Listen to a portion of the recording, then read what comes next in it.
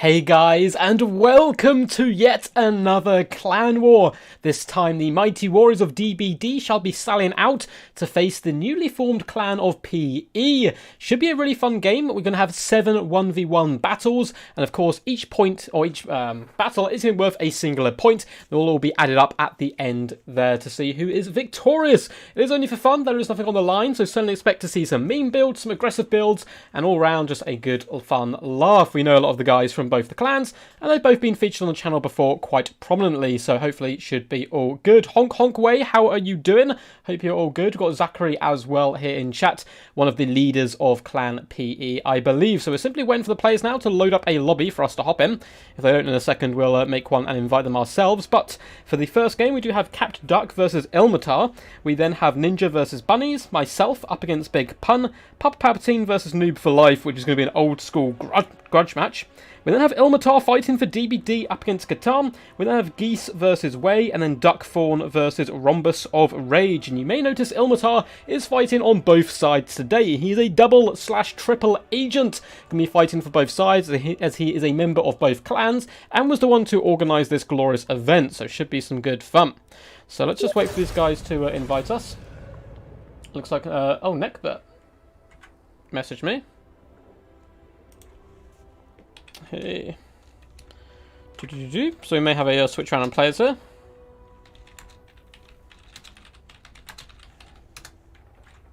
Cool. And we'll wait for the guys to load up a lobby. But how are you guys doing today? I'm super excited. I'm actually going to go grab my phone in just a second as well, so I can see your beautiful faces on chat, as I'm not going to do it on my computer the whole time. What's up, Grumpy Guard? I am Big Pun. I also know that the ladies love cannons. Well, if Halo 2 taught me anything, it is that the ladies do indeed love cannons. I'm not sure if that's Halo 2 or Halo 3 where they get the nice little tank. But I hope you're doing all good, Grumpy God. Hopefully we'll get to see some glorious Dowie action. I may myself try to play them. Let's quickly message the guys and see if they're down and ready to play. Awesome. Send lobby invite, please.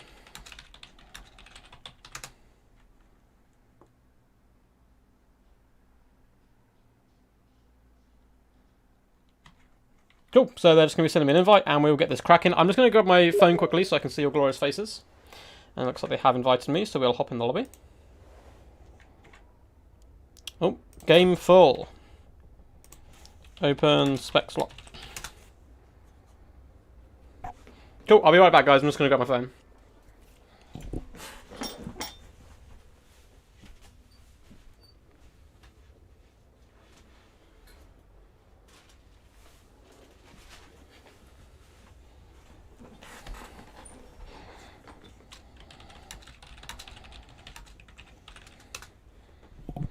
I've returned, people. Don't worry. Let's get my headset sorted. And there we go. We're back in the hot seat. Quack Quack, Walk to the Salt. How's it going, buddy? Hope you're all good. David the White Lizard, Sergeant Spaghetti, the man of myth and legend. You like ducks because their ancestors were lizards, dinos, or the other way around? Honestly, it just kind of happened. It just kind of happened. So let's see if I can actually find what the lobby is called. What is lobby name? I'm friends with these guys, so hopefully it should pop up. It's because ducks rule the British government. Well, you can't tell everyone that, Zachary, because that's the power of the duck. They fight in the shadows. Apparently,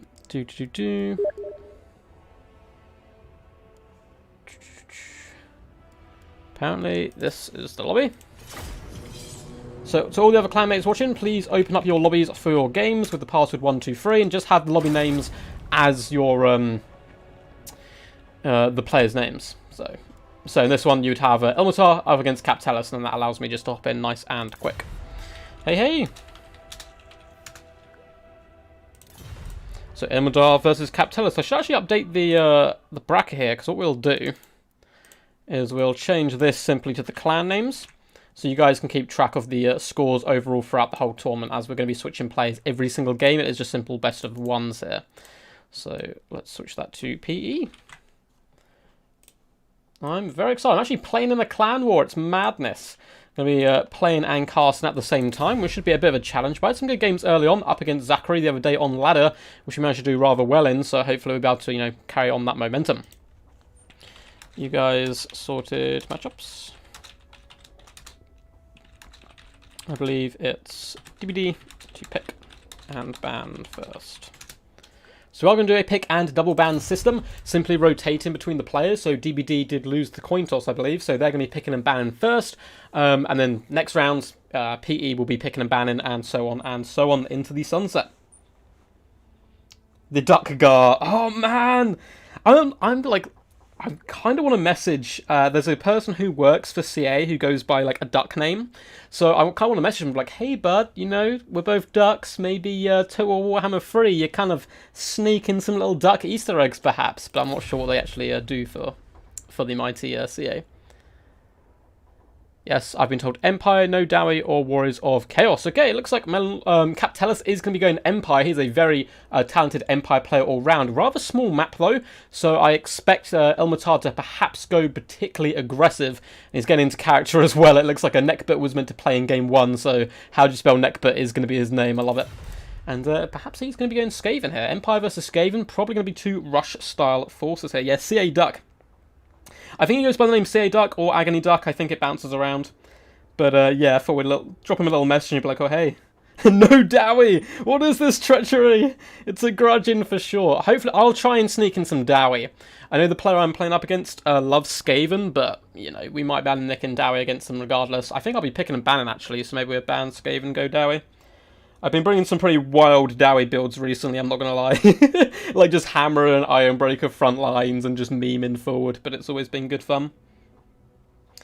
Lizardmen do have Cav unit, at least in lore, which use giant birds. Oh, Grumpy God, which Cav unit is that? I'm assuming it's not the Troglodon. Well, you could probably turn the Troglodon into a gigantic duck. Yeah, the Sea Pirate dudes are references to content creators. I don't think there's a duck one, unfortunately, but I mean, I don't blame them. I'm quite minute compared to the lads who get referenced. How are things on your end, Rubber Duck? All good. Ready to rock and roll.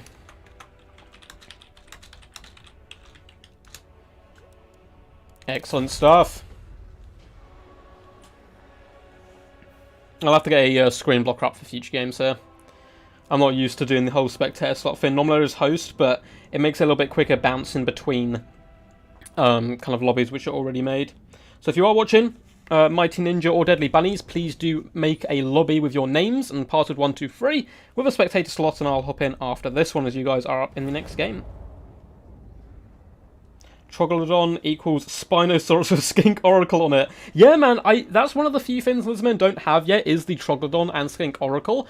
I think they can certainly be brought in at some point. I mean, there's a load of gigantic dinosaurs I'm sure you can kind of whip out of nowhere of, like, the abstract moments in lore. But there's also quite a few Lizardmen characters we haven't seen yet. We've got Chakax, who I'm very excited to see. He's basically the ultimate bodyguard. He can kill like an infinite number of assassins. He slows down time. He like break magical items just by touching them. He's insanely godlike in the lore, but that's kind of goes with most of the Lizardmen characters, right? They have to be kind of brought down a peg or two when they come to tabletop or a game like Total War Warhammer. Otherwise, you would simply put Mazdamundi on this map. He would open up an earthquake on the ground, and the entire enemy army would be, you know, gobbled up, basically, by the ground, which would be rather poor for all the enemies of the Lizardmen, but what can I say? And here we go. So, for the forces of how do you spell Neckbit, otherwise known as Ilmatar, representing PE here in the first game, he's going to be coming with a Warlord. Hey, a basic Warlord. You don't get to see this guy terribly often on his disgusting little mole rat-looking creature. Bringing Deadly Onslaught, Venomous Valor. We also have Rally, so cheap and cheerful. We have an Eshin Sorcerer. Hell yeah! I'm loving the stuff straight out of the gate. Looks like he's moved him over to this forest here, coming in with some pretty awesome looking spells. Let's have a little swoop down and look. So he's going to be bringing the Black Whirlwind, a spell I actually like, but most people seem to kind of underrate, I think. Also coming in with Skitterleap and all the nasty scrolls, which are actually quite powerful. We have a huge core of Wolf Rats surrounding a Packmaster, as well as this nice and cheap Warlord. So a real mobile core here. We have triple Rat Ogres as well, 1, 2, and 3. One of which is the Pit Fighters of Hell's Deep. The Regiment Renown version, very powerful. They do go berserk and kind of gain loads of lovely buffs and other stuff. We have Clan Vulcan Tail Slashers, Beric Dondarrin's favourite rat boys. We have Skaven Slaves and Clan Rats dotted all the way through the front line. It looks like he's spreading his rat ogres out a little bit more now. We also have the Council Guard to round out the build. So it's going to be a hammer to the face rush build. It looks like the Empire are going to be playing none of that sit-back artillery games. They're going to be rushing straight back. We have a bucket ton of swordsmen dotted throughout, as well as the Flagellants, the unbreakable fanatics of Sigma, including the Sigma Sons here, who are also unbreakable. So an unbreakable core on the infantry front. We have a warrior priest, of course, come with all his buffs, as well as the Banner of Eternal Flame, which is quite nice, giving that fire damage as well as the base weapon damage bonus. A couple of spearmen in reserve in the back lines. We have 1 unit of Knights of the Blazing Sun. In fact, 2 units of Knights of the Blazing Sun can be used to protect a couple of units of Pistoliers. I love this fast-moving skirmish core because there's no need to go cannons and Hellstorm rocket batteries in such close quarters. It's going to be a rush-on-rush faction. We have the Deathcaster as well, but looks like none of the traditional spells here. Instead of Spirit Leech, Fate of Buna, we indeed have Doom and Darkness and Aspect of the Dread Knight, both good up against Skaven. And in the skies, we have Boris Todbringer charging forth. So some pretty unusual picks by both of these combatants here. Now this Wolf Rat core is going to be pretty disgusting. You can see Skitterleap has been popped on them. These guys now have Stalk and Unbreakable, and they're just going to bomb rush these Knights. And this is a disaster for the Knights of the Blazing Sun. Yes, they'll be able to easily beat back Wolf Rats, but they're getting poisoned by them, and the Packmaster and the Warlord will be able to tear them asunder. So really lovely early pick straight out the gate from the Skaven, as the rest of the Empire forces do clash into the enemy, and they should have a bit of a better time. Although they do need something to deal with the pit fighters, as well as all these rat ogres, which could be rather scary. Eshin Sorcerer going for a Leroy Jenkins approach into the back on top of these Pistoliers, so you could honestly turn and shoot him. He has 20 armor. He is very, very squishy indeed.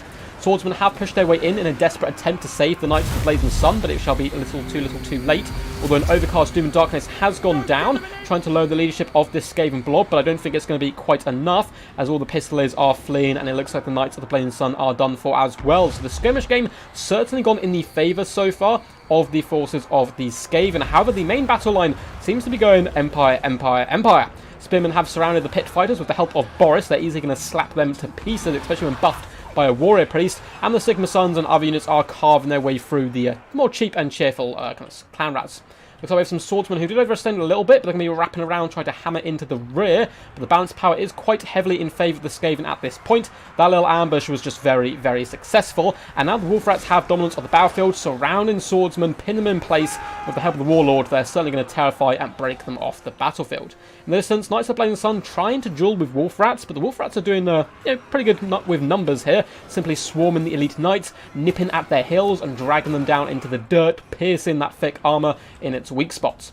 Pistoliers are still quite happily shooting into the back of this Packmaster, who's certainly not having a good time here, desperately trying to pull all his forces together, and it looks like Boris is going in for that character assassination attempt on the Eshin Sorcerer, but he needs to get up in the skies. This little bird here is trotting a little bit too frolicking through the trees rather than actually getting up into the skies. There we go, back up into the skies where he can now be used to assassinate enemies with more of a mobile presence.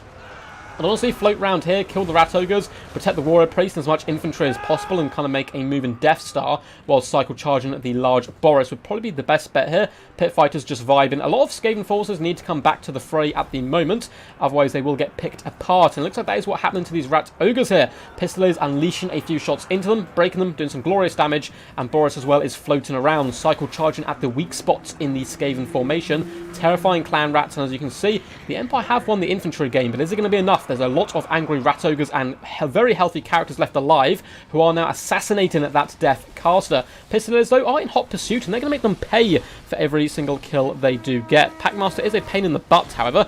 As you can see, he does have running with the pack, so he's going to be healing up these two bad boys together. Pistoliers certainly need to focus them down where possible, and it looks like that's just what they're going to do. But in comes some Wolf Rats bounding across the snowy plains here, looking to hunt down those Pistoliers. You just need to flee behind Sigma Sons or other such units, try and bucket in these people and get away as quickly as possible, as those Pistoliers are needed if they are going to win today. Boris Todbringer does have a relatively okay engagement up against Wolf Rats, but the Council Guard are here and starting to support. He wants to pull back through his own force, but I don't know if he's going to be allowed to. Rat Ogres as well as more Wolf Rats have surrounded the mighty Boris to pin him in place and try and slowly drag him down, and I think they're going to be rather successful. The Force of the Empire doing a really nice fight back, but those early losses of the Knights of the Blazing Sun really kind of showing their fruition here. and being a little bit painful. In comes the Packmaster with Skitterleap, increasing that speed, allowing him to catch up with the fleet of foot pistoliers, who are desperately trying to retreat now, but they are going to get clawed to pieces. Boris, though, could fly over here, isolate this poor little Packmaster, and you can see that's just what he's doing. Pistoliers come in, pin him in place in glorious hand-to-hand combat. He's desperately trying to push his way through, but in comes Boris. He is rock hard with a vengeance, coming in to slaughter that Packmaster, and he'll be able to do it rather easily if he can catch up with the little devil, but it looks like he's going to be able to escape. His leadership, though, very low. If he breaks, that is a disaster for the force of Skaven, but oh no, it's a trap! In comes the glorious Whirlwind Vortex. If this is overcast, it actually does a disgusting amount of damage. You see the Pistoliers not having a good time. Brilliant escape maneuver there from the forces of Skaven, who need to get all their forces moving once more and just kind of surround the remnants of the Empire forces. We see it in the distance as well, some more swordsmen need to get back. So both players slipping up a tiny bit, but as to be expected, of course. A ton of micromanagement is going on all over the field. Far easier to see it from up here on my little high perch as a little duck here. War Priest is going to try to rally the troops. Boris has to commit to this fight, despite the fact it's not a good fight. Council Guard will easily slaughter him, but he needs to jump in here and try and save his ground forces. Perhaps a big fat tear-out could go down and they could force off most of the forces here, but I think this is pretty much game over. In the distance, swordsmen are now starting to trot back to the battlefield, but Pistoliers were forced off by that whirlwind trap, which was a real kind of brilliant moment there in the battle. Though it looks like we're going to see one counter punch here by the Warrior Priest, coming with that massive burst damage of holy fire from the might of Sigma. Nearly enough to break the Wolf Rats. Boris is trying his best, but he's simply surrounded by Rat Ogres, Packmasters, Warlords. It's not a good time at all. And in his rear, he's getting poked in the bum by some Council Guards. So he's certainly not having it too good of a time. Of course, the blob fight does favour the Warrior Priest style of play, but not when the Empire is simply this outnumbered. Although they have managed to beat back a lot of the more cheap and kind of cowardly Skaven forces, but the big heavy hitters are what remain, and then we can see Boris is unfortunately kind of showing the world while he is no Karl France. Wolf Rats being used to chase off routing troops where possible, lurking around the edge of the formation at the moment. Looks like army losses is going to kick in, and the double agent Ilmatar strikes with a vengeance. Sarcastically, Brood Horrors aren't OP. Yeah, Brood Horrors are, you know, they are what they are. Yes, Toddy was on his big bird there, on his mighty griffin. Quack quack, what's up Emmanuel, how are you? Aldby, fantastic to see you as well. My housemate was actually talking about your games the other day on stream. He was very impressed with your day performance. There's nothing better than looking at Warhammer PvP and hearing ASMR. People have told me about ASMR quite a bit. I'm not sure if I do it or not, I don't know. I can give it a go, I think, but I don't understand it fully. I need to do a bit of research. But anyway, well played to both of these champs. Captain Tellus coming in with the mighty Boris meme, doing a 5,000 damage dealt, 1,000 damage value. And honestly, good play all round by him in the mid and later stages, but unfortunately was lost early on. The beautiful ambush coming in by Ilmatar on the Knights of the Blazing Sun, who basically got no value between them. And the reason Captellus didn't see it was Skitterleap being used by the Eshin Sorcerer here, who actually managed to get 5,600 damage dealt. Impressive stuff. But use that Skitterleap on all these Wolf Rats as well as the Brood Horrors. And as you can see, these guys got some pretty juicy damage dealt and damage value all across the board. Very scary kind of rush force here, coming in by Ilmatar, but we'll be seeing him in the future on DBD's side as well. So GG, well played. What was your second spell? Yeah, Doom and Darkness and Aspect of the Dread Knight. GG's. My man tie did not work out. It was a fun build though. Fun builds by both players. Two rush factions coming at each other. Let's update the scoreboard, and hopefully the other guys have now set up their lobby. So let's go over to score 1. Oh no, wrong team. Ilmatar won, so I'm like, oh, it's a win for DBD, but he's actually working as a double agent there. So a win for PE. I'm not sure what PE stands for. I saw multiple things in their chat saying it was different stuff, so we'll have to have a little look. Your O-flank countered those spells, yo, there. That was really nice. See you later, Ducky. No worries. See you guys in a little bit. So let's hope the other guys have hosted their lobbies. Let's hop out here. So we're looking for Deadly Bunnies versus Ninja. There we go. Perfect. Excellent. And up after this, we will have myself up against Big Pun, then Papa Palpatine versus Noob for Life, Ilmatar versus Katam, Geese versus Way, and Duckfawn versus Rhombus of Rage. Or Blackfawn, sorry, I always call him Duckfawn because that's his name in our chat. Ilmatar the Traitor, oh wow! Wow, big words here coming in from Bunnies. Hey. So let's invite Ninja in.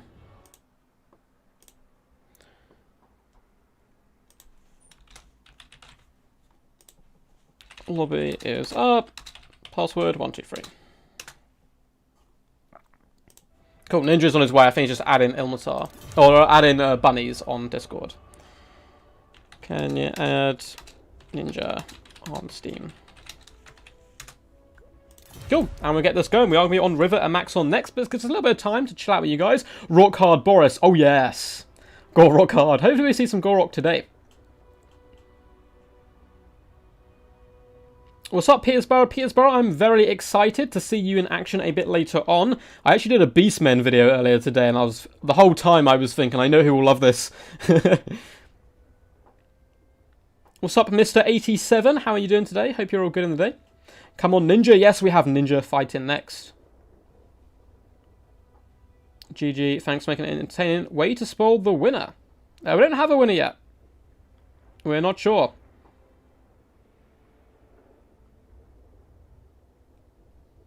Oh no, so the Black Fawn isn't going to make it. No worries, bud. I think Stormrunner is going to be taking your place then. In that case. We'll have to message him and make sure he's all good.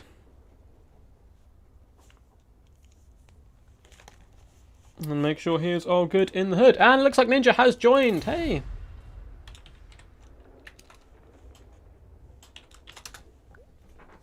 Hey, so River and Maxon. And it looks like Deadly Bunnies. Elmatar the I'm going to get so confused with their names today, guys. I'm having quite a lot of fun for it all. It looks like Deadly Bunnies is going to be picking and banning first. Which should be some good fun. I certainly know what Ninja wants to play, but we'll have to see. Come on, Ninja! Screams Petersborough. Ninja's a super cool dude. He's one of the players when he joined DBD, hadn't played too much multiplayer or competitive action, and he's improved greatly, so it's always awesome to see him playing more and more. OP Kazrak, CA, please nerf. David, you are 100% right. I'm actually coming around to the fact Kazrak may be a better pick than Morga the Shadow gave. Because Morga, on paper, is better, right? Or I better add a... let's add a little screen blocker. Oh, not that one.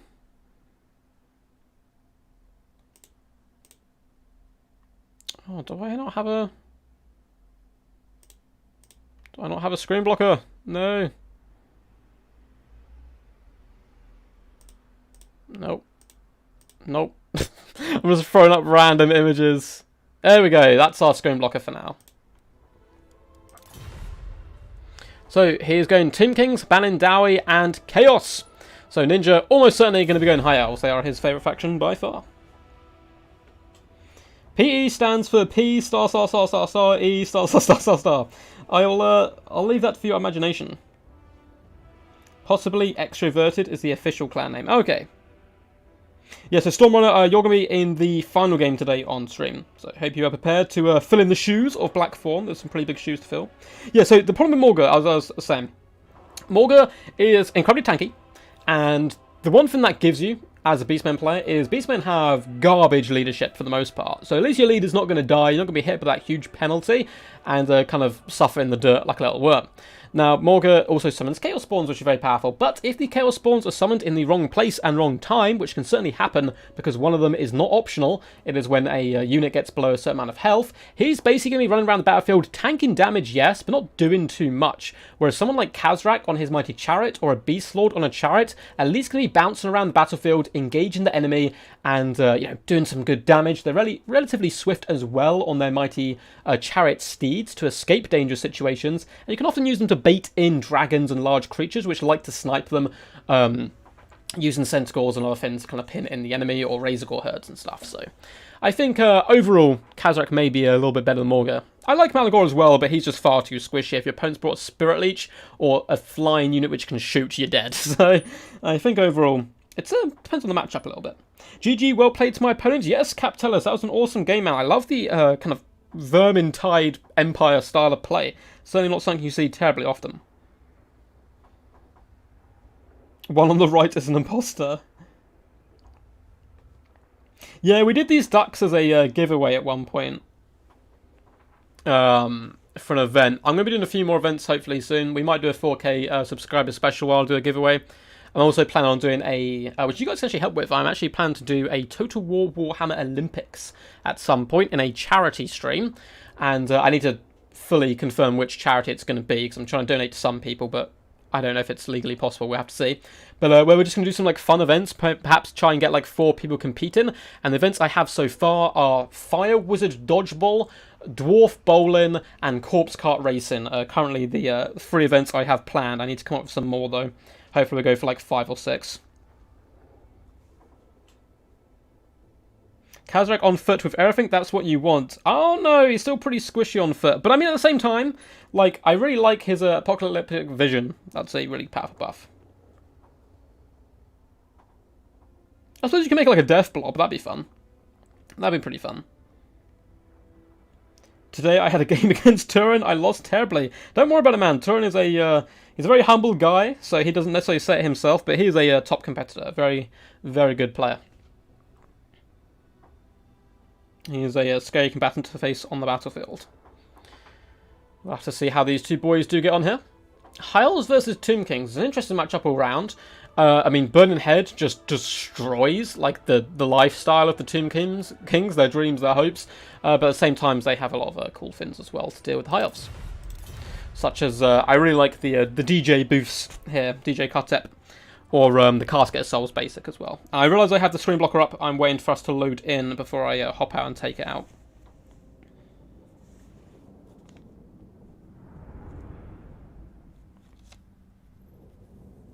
I actually had a Cygor shoot a flat down a unit of PG. I'm assuming Pegasus Knights? No, PG. What's PG? And took like 6% of their HP in one shot. Whatever it is, that sounds rather nice. Yeah, the joke aside, Kazrak is actually a decent lord, but unfortunately not as good as Morgan. I just don't know. I think it's now got to the point where it's dependent on matchups a little bit. Cool. So we've loaded in. Let me hop out. Boop. Oh, boop. There we go. Cool. And here we are. So let's go over the Mighty Deadly Bunnies build to start with. And it is, of course, going to be Tomb Kings. In the front line, we have cheap, cheerful chaff, as to be expected. We have just a bucket ton of spearmen, including King Nekesh's Scorpion Legion. If they stand in this formation, that is, Burning Head down that line. Think of the glory, but I'm sure he'll be spreading out in just a second. Leading the forces, we have my favourite Tomb King leader, Cetra the Imperishable, on his mighty undead steed here, bouncing around all over the place, as he's going to be protected by a Tomb Prince. Tomb Prince is one of the best hero characters in the game, I think. Very, very powerful. Or like hero combatants, I suppose. Of course, Cetra coming in with the Blessed Blade, as always, Wraith of Batra as well, Incantation of Protection, and Cursed Blades. All the usual stuff you expect from the mighty Cetra. We have a huge skirmish corps in the form of Nekahara horsemen, as well as skeleton horsemen, as well as a couple units of skeleton chariots. And we have these sneaky knights in the back. These sneaky snakes are a big pain to deal with. Armor piercing, poison attacks, all round a big pain in the butt for any large foes willing to land. So pretty simple build all round. Just skirmish the enemy, big old line of shields, and then cycle charge with the chariots, characters, and sneaky snakes. Now for the forces of Ninja, of course, if you've seen Ninja up on the stream before, you will not be surprised whatsoever. We have a glorious star puppy, as he likes to call them, a mighty ferocious beast up in the sky there. We do have a ton of rangers dotted through the front line, a rather small force all round. And oh my god, we have triple bolt thrower taking the high ground. Hidden in the trees, we have a Lyran Reavers protecting it, as well as some rangers. This is a very risky, as the enemy skirmishers can kind of just float over here. We have to see if he does redeploy them. And we have a ton of archers in the back line, as well as the Fireborn Regiment of Renowned Dragon Princes, who are going to have an absolute whale of a time up against 90% of this, if they can get the right engagements. The problem is, of course, there's a ton of spears and pesky skirmish cavalry. Very interesting hive build. I'm really interested to see how this plays out. We have an Archmage of Fire on foot as well. She needs to be careful. That Tomb Prince and Cetra could come and knock in and pound her down a little bit. Just coming in with the Burning Head, Flaming Sword of Rune, as well as Fireball here. Lots of scary stuff. The Bolt Throwers, I would definitely deploy them in a more normal position, I think. I like this idea. It's going to split the Tomb King's forces a little bit, but they don't really need to come to the main fight. Just send all your cavalry over here, crush this section, and then float over to this side. But I suppose Lyran Reavers should be able to push back the skeleton horseman archers, you would hope, and the rangers as well might be able to support a little bit. So if the High Elves move up their main formation really aggressively and try to get to grips with the Tomb King straight away, then it's certainly something I think can work. But what's their Fire Arc like? Yeah, pretty decent. I think they're going to be able to see the majority of the enemy. Looks like a lot of the oh, it looks like all of the High Elves going to be deploying over on this right-hand flank. Okay, it's going to be some wild stuff. Let's go, champ! Petersburg is hyped. No Phoenix Guard, I'm afraid. No, I don't think so. Did I completely miss Phoenix Guard? No, I don't think so. Nah, we're all good. We're all good. Can you click on the prince for a second? Yes. Here is the glorious Tomb Prince. He's going to be coming in with the Curse here, which is a super powerful hex. It's so good. Minus 24 melee attack and rampages everything when he gets below 50% hit points. And Guardian as well, just to give that lovely Guardian there to the mighty Cetra.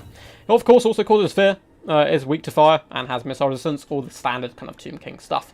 And the High Elves do hide in the forest here. Star Dragon, obviously not the greatest at hide seek, and she'll immediately be spotted. And can the bolt throwers shoot? It looks like straight away they can. They're arcing some shots up and over into the skirmish cav, and first blood does, well, first bones in the ground does spill for the Tomb Kings there. Ninja taking advantage there straight away. But these horse archers simply going to kite round now. They could even, honestly what I would do with them right now is sit them here. So you're below this ridge, so the archers aren't going to be able to shoot back very effectively, and then just shoot the artillery crews of the Eagle bolt throwers, I think would be a really good tactical shout. Tomb Kings are pushing up to engage now as well. Yes, we are on River and Maxon. Yes, yes. So I'm kind of catching up with chat there. Pew pew indeed. Pew pew. So the archers unleashing hell back upon the skeleton horseman archers, and as a general note or rule of thumb, if you are new to the game, foot archers tend to trade better than skirmish cavalry archers in one-to-one shooting if they both just sit there and shoot. Of course, the skirmish cav has the advantage of speed. A fireball does lance its way through, and it's curving. The characters are trying to dodge, but what a shot! She did some full wanted action there and shot that ball all the way around into the characters, catching both of them. Really good early pickings so far. Bolt throws are unleashing hell upon the knights as well, getting some really fantastic damage. And this is a pesky situation for the Tomb Kings. However, skeleton chariots are now pushing in the front line onto the rangers. Illyrian Reavers as well have been discovered. Their little flank has been crushed here. We do have some sneaky skirmishes in the rear for the Illyrian Reavers from Ninja. They need to hustle their booties as quickly as possible to get back here and engage. Dragon Princes are going down the gullet here, straight into the throat of the Tomb King forces, driving back those chariots, but once again pulling back again, which is some good play all around by Ninja. These rangers, though, need to get active and start shutting down these troops. And the Archmage, she's had enough of sitting on the sidelines, expecting her to, blast magic from afar. She's like, no, I shall engage the enemy in glorious combat, and she is going for a straight charge into the enemy. I'm assuming it's a misclick, or she's lining up a big burning head or something, and she wasn't quite in range. I have no idea what's going on. I love it. The Archmage does not care.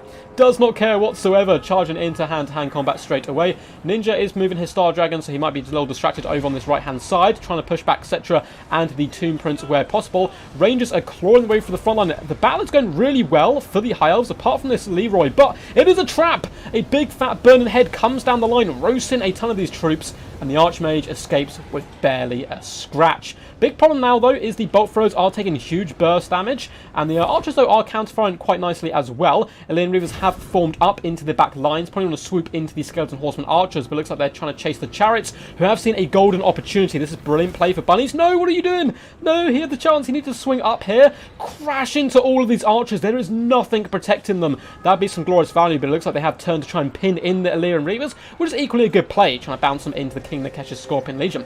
Star Dragon is feasting on the skulls in the back line. However, Illyrian Reavers are being pushed out, and this Archmage is just balls to the wall. She's a fearsome foe. Just, you know what, come at me. I'm going to take you all in hand-to-hand.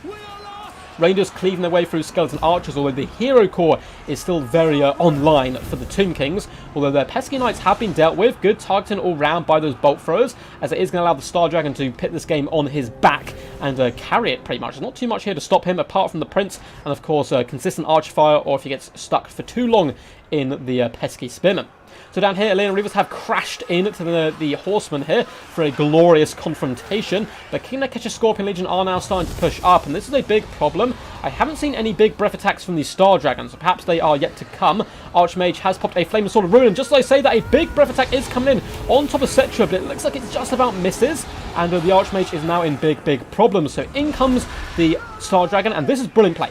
What you want to do here is punch whatever's going to hit you back the hardest. You don't drop on Cetra, you drop in on that Tomb Prince, and you annihilate it! Star Dragon coming to the aid of its beloved Archmage here. But big problem now for the High Elves, though. The King the Catcher Scorpion Legion have gotten the back on these archers, and these guys luckily haven't taken enough damage to Rampage, but unfortunately the Fireborn have. They're now going to be sticking amongst all these Spearmen, as well as the Archmage, so no more spells yet. That ability is so disgustingly powerful for the Tomb Prince there. The Skeleton Horseman Archers are continuing to rain in fire, trying to cycle or shoot down, I believe, the Archmage here instead of the Dragon. Although a bit of damage is going in there all round. And Lynn Reavers are tussling with chariots at the moment, with some Rangers who need to come back. Very close affair so far. A big fat burning head is going to be coming down the line, and these Skeleton Spearmen do not dodge it. Oh, that is disgusting. That is disgusting. It's also going to catch some of the chariots. The Star Dragon desperately trying to get back up into the air so you can cycle charge a bit. The Fireborn are stuck now in engaged combats with Spearmen, which is bad news for them. And the Archers have been swarmed by King Nekesh's. However, they are getting a little bit of crossfire. It needs to pull out one more unit as well. Although it looks like the Horsemen are being darted in the back line. Very close game. I think this is a mistake, though, of the Dragon. He's pulled him out of like all the friendly foes and cannot get back up into the air. If he can get in the air, then he can... Oh! Okay, he managed to get back in the air. If he can just breath attack down this Tomb Prince, that's a dead Tomb Prince. Or at least, you know, charge in. Archmage is standing firm, yet the Shopti Summon currently on the field, which is pushing that balance power in favour of the Tomb Kings. Star Dragon does come down, trying to snipe out some chariots, it would seem. But that is going to allow the Tomb Prince to charge in. I think that's a big misplay. You want to charge that Prince before he charges you. Looks like the big dragon is going to turn and engage, get some big slaps off as well, although the dragon has indeed broken. And I think with that, the High Elf forces have unfortunately crumbled here. We have archers running for the hills. A big fat burning head is going to come down. This Archmage has been an absolute boss today. Awesome character all round. 179 kills. Without the Star Dragon, there's simply nothing to kill this hero core. The Fireborn trying their best. They've managed to get into grips with the Skeleton Chariots, but it looks like Armor Losses is going to kick in. What a fight! That was insane! That was insane! Angry Fire Lady. That was just... I'm so confused by the battle. It was awesome. It was so awesome. Yeah, that Fire Mage was very hot-headed. That was some crazy stuff. What's up, Matthew? Finally got off work. Fun evening to watch a stream on. Very happy to have you here, bud. Also, welcome Nick as well. Seeing you in here. Big brain. That's how it starts. The feeling of fever, the rage, the feeling of powerness. That turns good men cruel. Oh, that was awesome. That was a great game by both players. I really enjoyed that one. Pretty wild stuff all around. I think Ninja was actually in a really dominant position. He played the early game really well. Took out the one big threat here, or one of the biggest threats, to the Star Dragon with his bolt throws. Just get these guys offline. They got no value whatsoever. So his bolt throws did okay work there. And then the Star Dragon can carry from here if he gets the right engagements. And he did initially. Dropped on that Tomb Prince, but unfortunately couldn't assassinate him. And because of that, he then managed to get back in there, but took a lot of damage.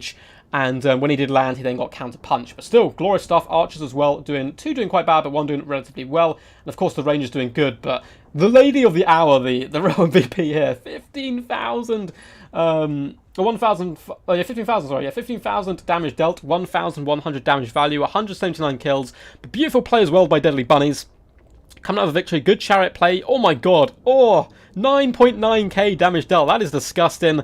1,100 damage value. Yeah, Chariot's been absolute MVPs for him. Lovely play of the Skirmish Cav as well, trying to shut down those bolt throwers. But the Tomb Prince, holding the line with Cetra, did some fantastic work across the board, taking down that dragon. GG.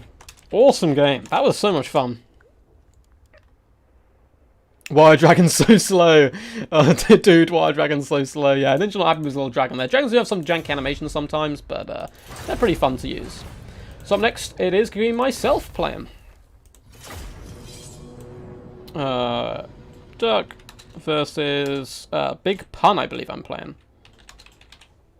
So password is 123, buddy. What map are we on? We are on a Stallion Tomb. I believe I am picking and banning. What's up, Zach? How's it going, buddy? Hope you're all good. Oh, he's already hosted. Perfect.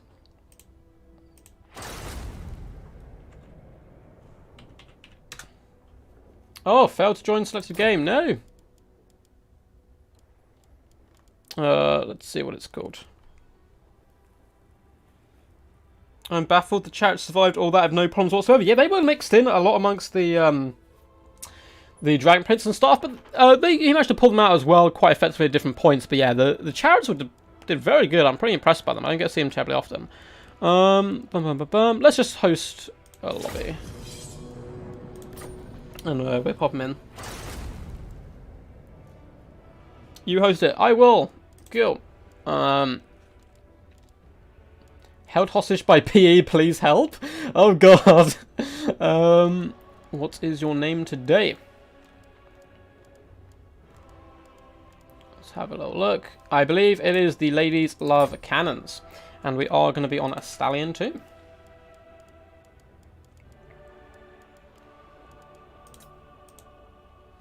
Epic. So I know some people want me to play Dwarfs. But some people, I don't know, we'll see. We ought to do Dwarfs and Lizardmen. What do you guys want to see? Would you rather see me play Dwarfs or would you rather see me play Lizardmen here? We're picking and banning, so we can do what we want. Oh no! Oh no, the hellos have started! I don't even know where this comes from, the hello question mark. What's up, Poison Ducky? How's it going, buddy? Hope you're all good in the head. Yo! Let's update the scoreboard while I'm thinking about it. So PE taking a dominant lead here. But we have 7 games, guys, so it is certainly not over yet. And so a lot of heavy hitters to come from both sides. So let's quickly open up a glorious picture there. He says, hello, Ducky Senpai. You pick and ban, right? Yes. Lizard Dwarfs. I could certainly make Lizard Dwarfs work somehow. Somehow, some way. This is the meme battle of the ages here. There's been a lot of memes. If Dwarfs bring Flame Cam, we can go Dwarfs. I normally play Lizardmen in tournaments, but I think we're going to have to bring out the big boys. I know Grumpy Guard was asking for these bad boys earlier as well. The Dowie, come for you. I shall ban. Who do we want to ban here? Definitely High Elves. Because just, oh, I hate High Elves. Nerdy Play Games. Hello, Ducky. Hello, Nerd Play Games. I hope you're all good, man. The Mighty Melon Lord, yes. Yes. I am not Duck, I am Melon Lord. Mwahaha. So, I shall ban High Elves. We're probably going to have to play ban Skaven. I know Big Pun loves Skaven. I don't want to ban his favourite faction, but at the same time, it's just... it's such a terrible matchup for the Dowie, I'm afraid, that we're going to have to do it. There's still quite a few bad matchups left here for the Dowie, but we'll have some fun and bring an awesome build. Salute from Spain, Ducky. What's up, Adrian? Hope you're having a good time. Hope everything's all good in Spain. Picking Beastmen sub-faction. Okay. So Beastmen are actually really good up against Dwarfs for the most part. Because you have a ton of, an infinite number of chariots you can bring. You can bring double Cygor can work really well here. You can bring Bestigors. There's a lot of stuff you can do. So what do you guys want to see in my build? Obviously, some of it will remain hidden. Question of Radaka War, how does one enter one of these streams of yours? Is there a sign-up sheet or are these members only events? So, most events, you simply sign up via my Discord. There is a, if one of the mods could be so kind to drop a link to my Discord, we have a tournament tomorrow. Death Before Dishonor is kicking off tomorrow, Season 7. The clan events, though, you have to be in a clan, basically. So this is members of DBD up against members of a PE. How's that? If you are interested in joining a clan, please do shoot me a message. I know we've chatted before and whatnot. I'm sure a lot of the DBD guys will happily get you involved as well. Cygor Kite is what the Dowie hate most. Oh, yes, yes. But I don't know what to bring. Guys, guide me. Guide me. I'm General Kenobi. Hello there. We need to think of some cool stuff to bring. I kind of want to bring a Rune Lord and a Rune Anvil, because it looks cool. And I think the model changed recently as well, despite the fact it not being particularly fantastic. I'm probably getting sniped out. Oh, we could go Forgrim, that'd be pretty hilarious. What are you guys thinking? Gyro Bomber, someone said. That could certainly work, unless there's harpies lurking a foot. Let's just bring a load of cool stuff. We'll see how it goes. We're not too worried today. It's just a fun. It is a tournament, but it is, you know, just have as much fun as possible, which should be the way for any tournament anyway. In fairness, I might actually take Master Rune of Oath and Steel for once in my life, because Beastmen may suffer a little bit there.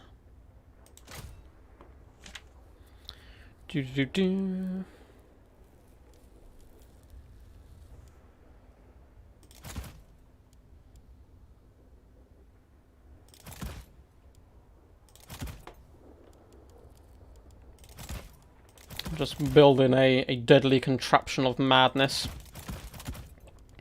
Which is what I like to do in my spare time.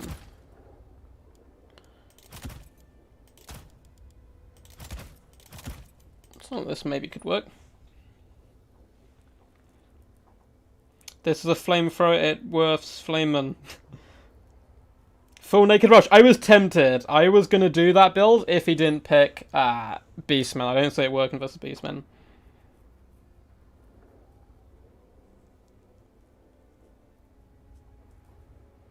Oh, Zachary, I see you sneaky looking in chat here, saying you want me to bring a load of flamethrowers.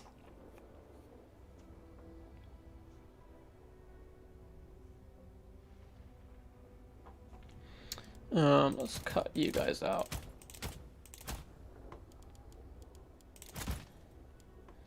Oh my god, dwarf units are so expensive.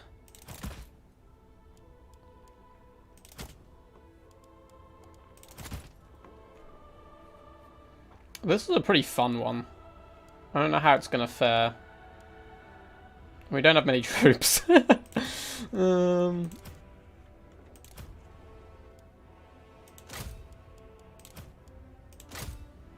But something like this looks like it could be an absolute giggle, so...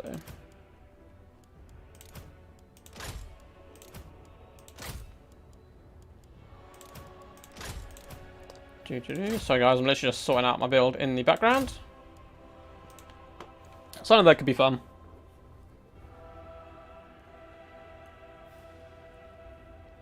With cannons or bolt throws. Oh, you're saying unbreakable box with plenty of LB great weapons. Oh, longbeard great weapons. I see them doing pretty good here. We've done our own build, but we're ready. We've done our thing. I think honestly going full flamethrower can be pretty fun here as well. But we'll have to see. I'm going hard to paint on this one, Ducky. No memes. Oh, no memes. Oh, no. Well, we're bringing some stuff. We're certainly bringing some stuff. Look, have fun. I'll wait for him to ready up and then I'll get rid of the screen blocker. What's up, Ilmatar? How's it going, champ? Fantastic game early on. Looking forward to see you as well fighting for DBD. Looks like the lover of cannons is nearly ready. Malagor and 10 Gorbles. Oh, mwah, beautiful. That would be a brilliant performance if he did do that. But I am not sure. Let's have a little sip of my drink to keep me alive. Yeah, as I was saying earlier, we actually have, if you guys want to get involved in the tournament scene, Death Before Dishonor Season 7, qualifier number 1, is kicking off tomorrow. And we have a huge number of people joining. Obviously, some will drop out on the day, but we've got over 30 people playing. So it's certainly going to be a long one, but it's going to be pretty damn wild and very exciting. And we will be streaming, of course, semi-finals and finals of that as well. Oh, that's a cool idea, actually. Let's change something quickly.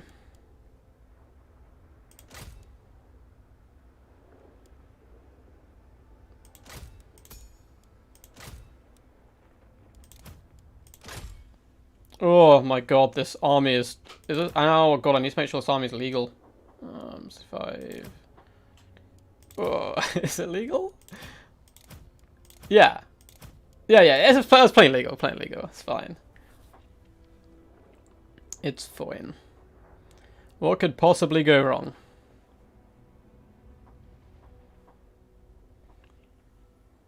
Just signed up now, actually. Hell yeah, man.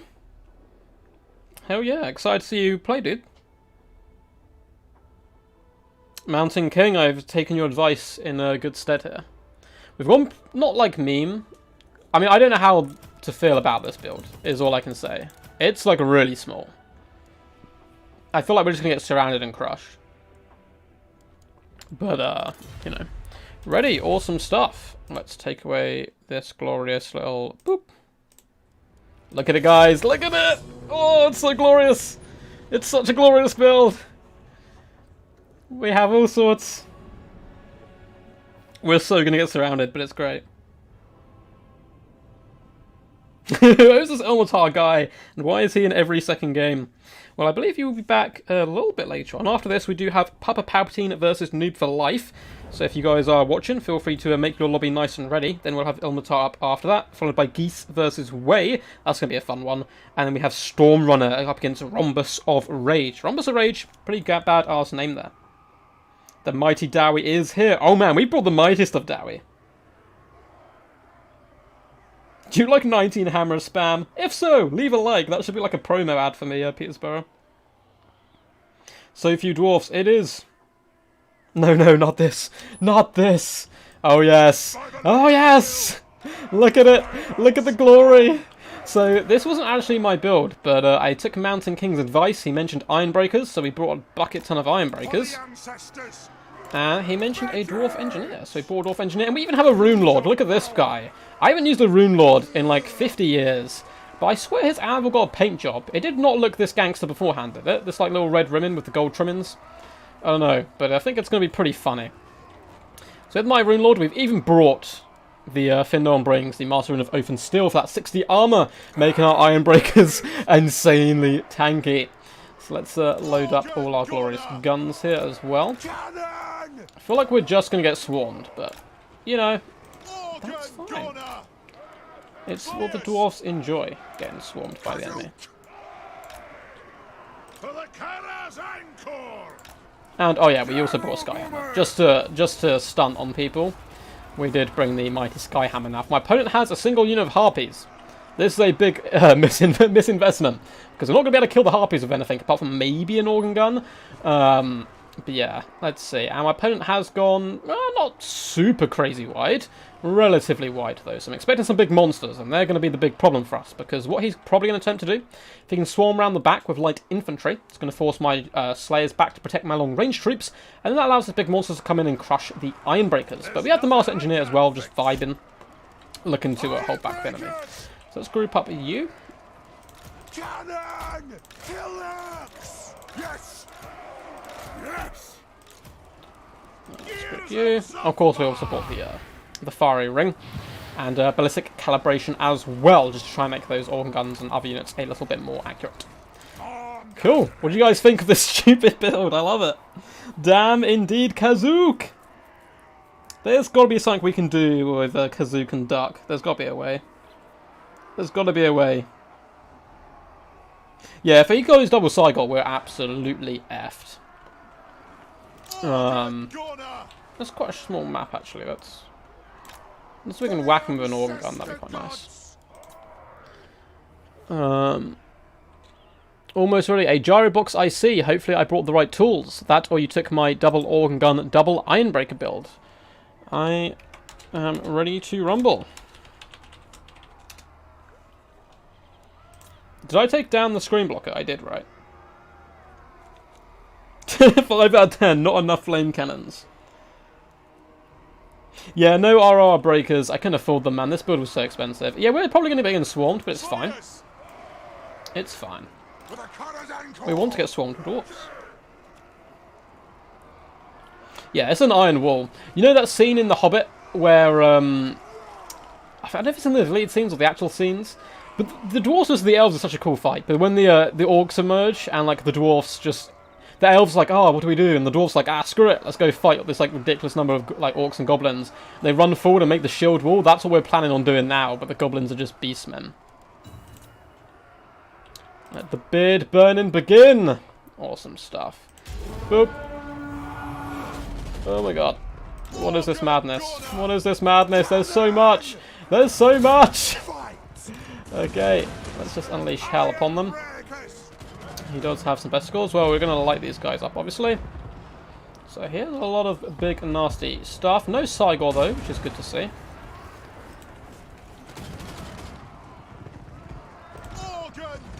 Let's switch your targets to them.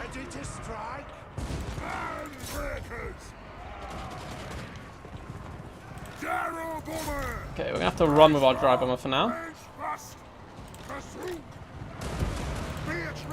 Yes! Kill orcs! Nothing can stop us! Yeah, put you guys central. Cool, so he's trying to come up and around the flanks, which is fine. Fight there, please. Oh, Skyhammer, please just run to the other side of the map somewhere, because you are going to be useless this battle. Fine. It'll get done. I am ready. Let's go, lovely little shot down the line there. Move now! Slay them! Ready to strike! Cool, and this guy's slow to engage, where I want them to. Give me vengeance! And this is a messy old fight, guys. This is some messy stuff. Axes out! Unfortunately, bringing the Gyrocopter pretty much, like, put us in the negative immediately. But, you know, everywhere else, we've got some good stuff going on. He has brought, like, obviously full chariot cheese, which is expected in a tournament. But we'll have to try and engage them where possible. Ironbreaker's doing a swell job.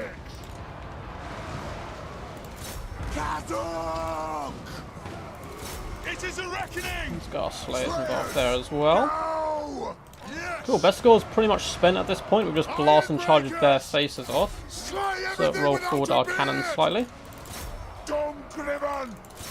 Ready to strike! The Master Engineer doing his thing. We actually forgot to buff this up earlier. Attack the earth! Let's start sniping that Beast Lord, eh? For the Karas Anchor! Range far! Range fast! Range far! Cool, so might better catch his Lord unawares if he's not paying attention here. He's trying to surround us with Harpies. That's not too terrible. Let's blow them out with Larson charges. Skyhammer has unfortunately been dealt with. Forced off the field, which is to be expected. And the ring is nearly ready.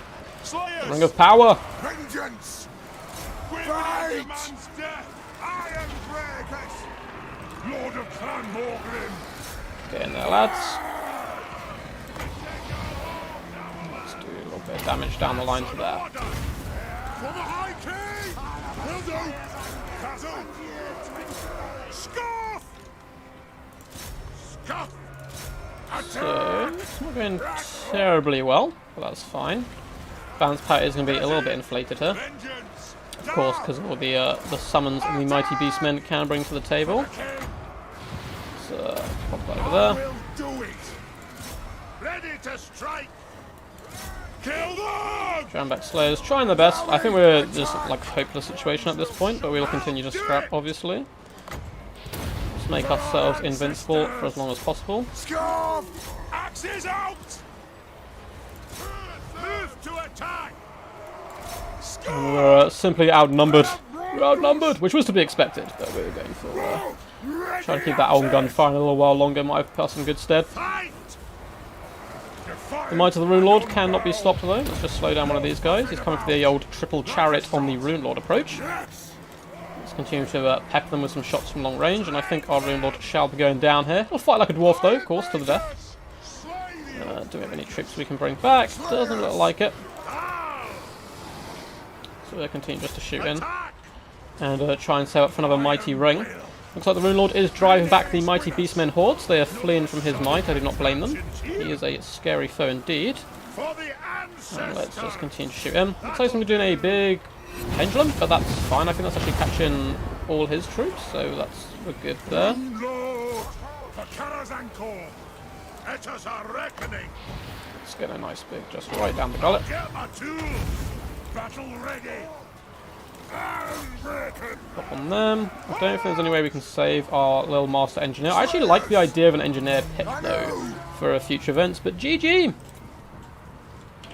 We did go down swinging. I didn't choose the Beastmen, he picked Beastmen. We weren't going for a super competitive build, Sergeant Spaghetti, don't worry about it. I wouldn't normally bring Ironbreakers. Oh no, I'd bring Ironbreakers up against Beastmen. I obviously wouldn't bring a Rune Lord. Rune Lords are... yeah, they used to be the main thing though. I like the fact that Rune Lords back in the day were very meta, and now you can see that I don't think I've ever seen a Rune Lord picked in a long time. But I like his little jet, and he still did some decent work and help and support. Orngun as well had a fun time early on, but it was to be expected. We came up against a very meta kind of just, you know, chariot spam, loads of armor piercing and surrounding, and just slowly crushed the Dowie. Unfortunately, the Skyhammer, rest in peace, beautiful, beautiful beast. he did go down rather quickly there. Ironbreakers, of course, doing pretty fantastic across the board. Huge damage value and damage dealt. It was the other elements that really struggled in the form of the range units here, as well as the engineer did okay. But, you know, basically switch out this, add in Grombrindle, and go a little bit wide. We don't actually need so much range and stuff. But still, let's see how much damage those pesky chariots did. So the Beast Lord up to 5.5k damage dealt. Very impressive stuff. Arguably one of the best Beastmen Lords. Him and Kazrak are very, very... No, not very good, but, you know, good for the Beastmen, which is certainly something to say. 1,400 damage value from them. And the chariots, yeah, just across the board. Big damage dealt. Of course, all the Ungol Spearheads get absolutely butchered for the most part, as well as the best scores, not really getting any value whatsoever. But they're there to die. That's kind of their job. They absorb those blasting charges, and the rest of the build kind of pays for itself. Harpies as well, coming in with the counter on the Gyrocopter. GG. So, up next, we should hopefully have the mighty Papa Palpatine and Noob for Life. But let's update the scoreboard. PE coming out swinging here. Going straight up into a 3-0 lead. Can Papa Palpatine stem the tide? We'll have to wait and see. So very well played there to Ladies Love Cannons. Let's... oh, GG's. Good to see. We'll hop out and load in. So hopefully these guys have one ready.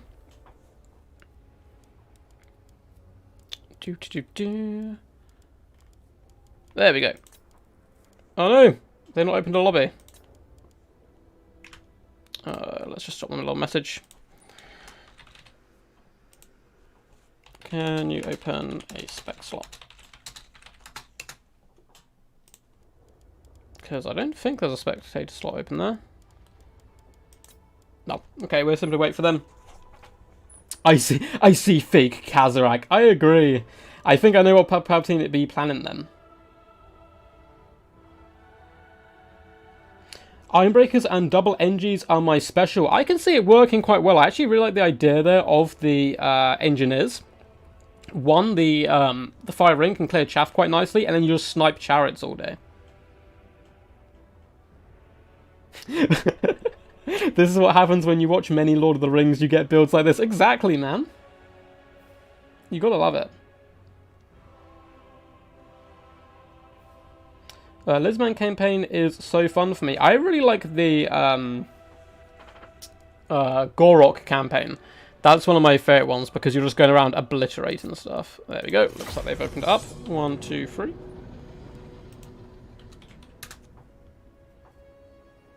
Now, these guys have faced each other a horrendous amount of time up on the channel.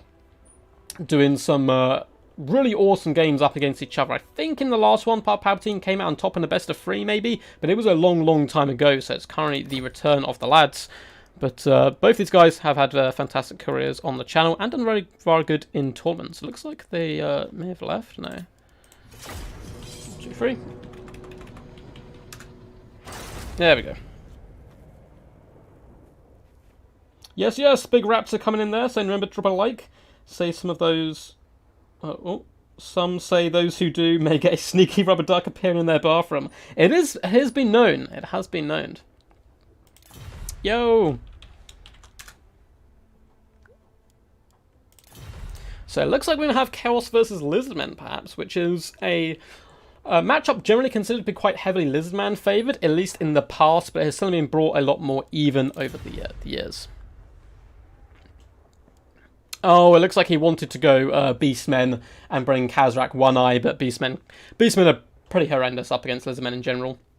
You can go mass Centicles and Centacle Throne Axes and try just to Throne Axe down the big creatures and stuff, but it's a rough fight for sure. So it looks like he's going to be whipping out the forces of Chaos. Both these guys playing on their main factions. It's not like... it's... I want to say a grudge match or like a rivalry, but they're both just mates, so it's a little less dramatic.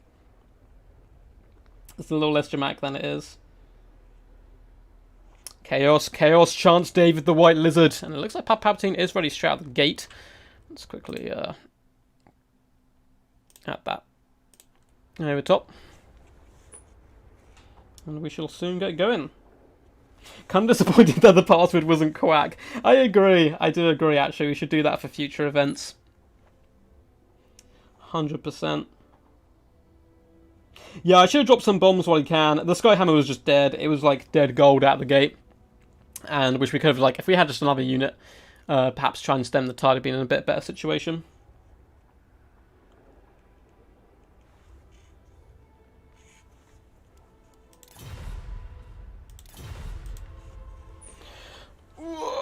lovely big stretch. We're making good time here. I actually quite like the format of hopping between lobbies. It does stop a lot of the admin in. And lets us get going as quickly as possible. And Palpatine with a rather solid build here. I like the stuff. It's got some pretty epic units for sure. What worries me for the Dowie is the coming DLC and Warhammer 3, because we all know Dowie can't really fight against monsters in Cav, and looking at the signs, there'll be even more monsters in the game. That is true. That is true. I think the Dowie will be needing some love relatively early on. They can fight monsters and cavalry relatively well, though. You got Slayers, you got Thunderers, but it's more chariots, I think, are their problem. So we'll have to see if any of the new monsters coming in are kind of like fast-moving chariots. The problem the Dwarfs kind of struggle with them so much, they have nothing to stop anyone getting into the back line. It's just, you have no map control as Dowie whatsoever. You pick a spot and you go, this is my spot, and you defend it. And that's all you can do, basically. Because giant slayers can be used to pin in chariots. And, I mean, even Thorgrim technically can tank a chariot and kind of work as a roadblock for it. I've seen that work as well in the past. You've got the cheeky little smoke bomb as well, or flash bomb by Grombrindle. That can work. But these are all, you know, things you have to time with a lot of micro to stop chariots. And if your opponent's really good with something like a line chariot, you die. There's just not much hope for you, I'm afraid. Unless, you know, you can dominate the airs or something with some gyrocopters. The Dark Gods, of course, yes. Yeah. Healing missiles and chariots are a big problem. Oh, Dwarfs versus Chaos Dwarfs should be some good fun. Yeah, their balancing team, like for Total Warhammer 3, when the game comes out, it won't be perfect, obviously, balance-wise, but they'll be able to patch it and kind of fix up as they go along, I'm sure. I don't know how well balanced Total Warhammer 2 was on its approach. I wasn't here for it, I'm afraid. Actually, do we have to have map control if they want to win? Well, I mean, it's drawing the enemy in, yeah, but like you can't pressure an enemy's back line with like anything. At least not anything that's like slow miners jogging from a vanguard position, you know. So a lot of the time, like if I'm against high elves, they can just bring 4 bolt throwers and then bam, they're gonna subcharge you with line chariots on your approach. Here we are though, Iron Sand Desert, the beautiful plains.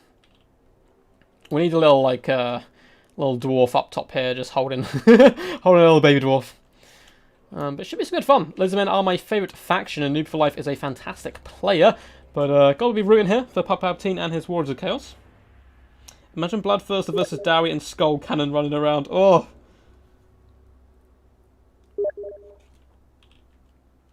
Oh, Elmatar sent me a load of messages. Hopefully everything's all good.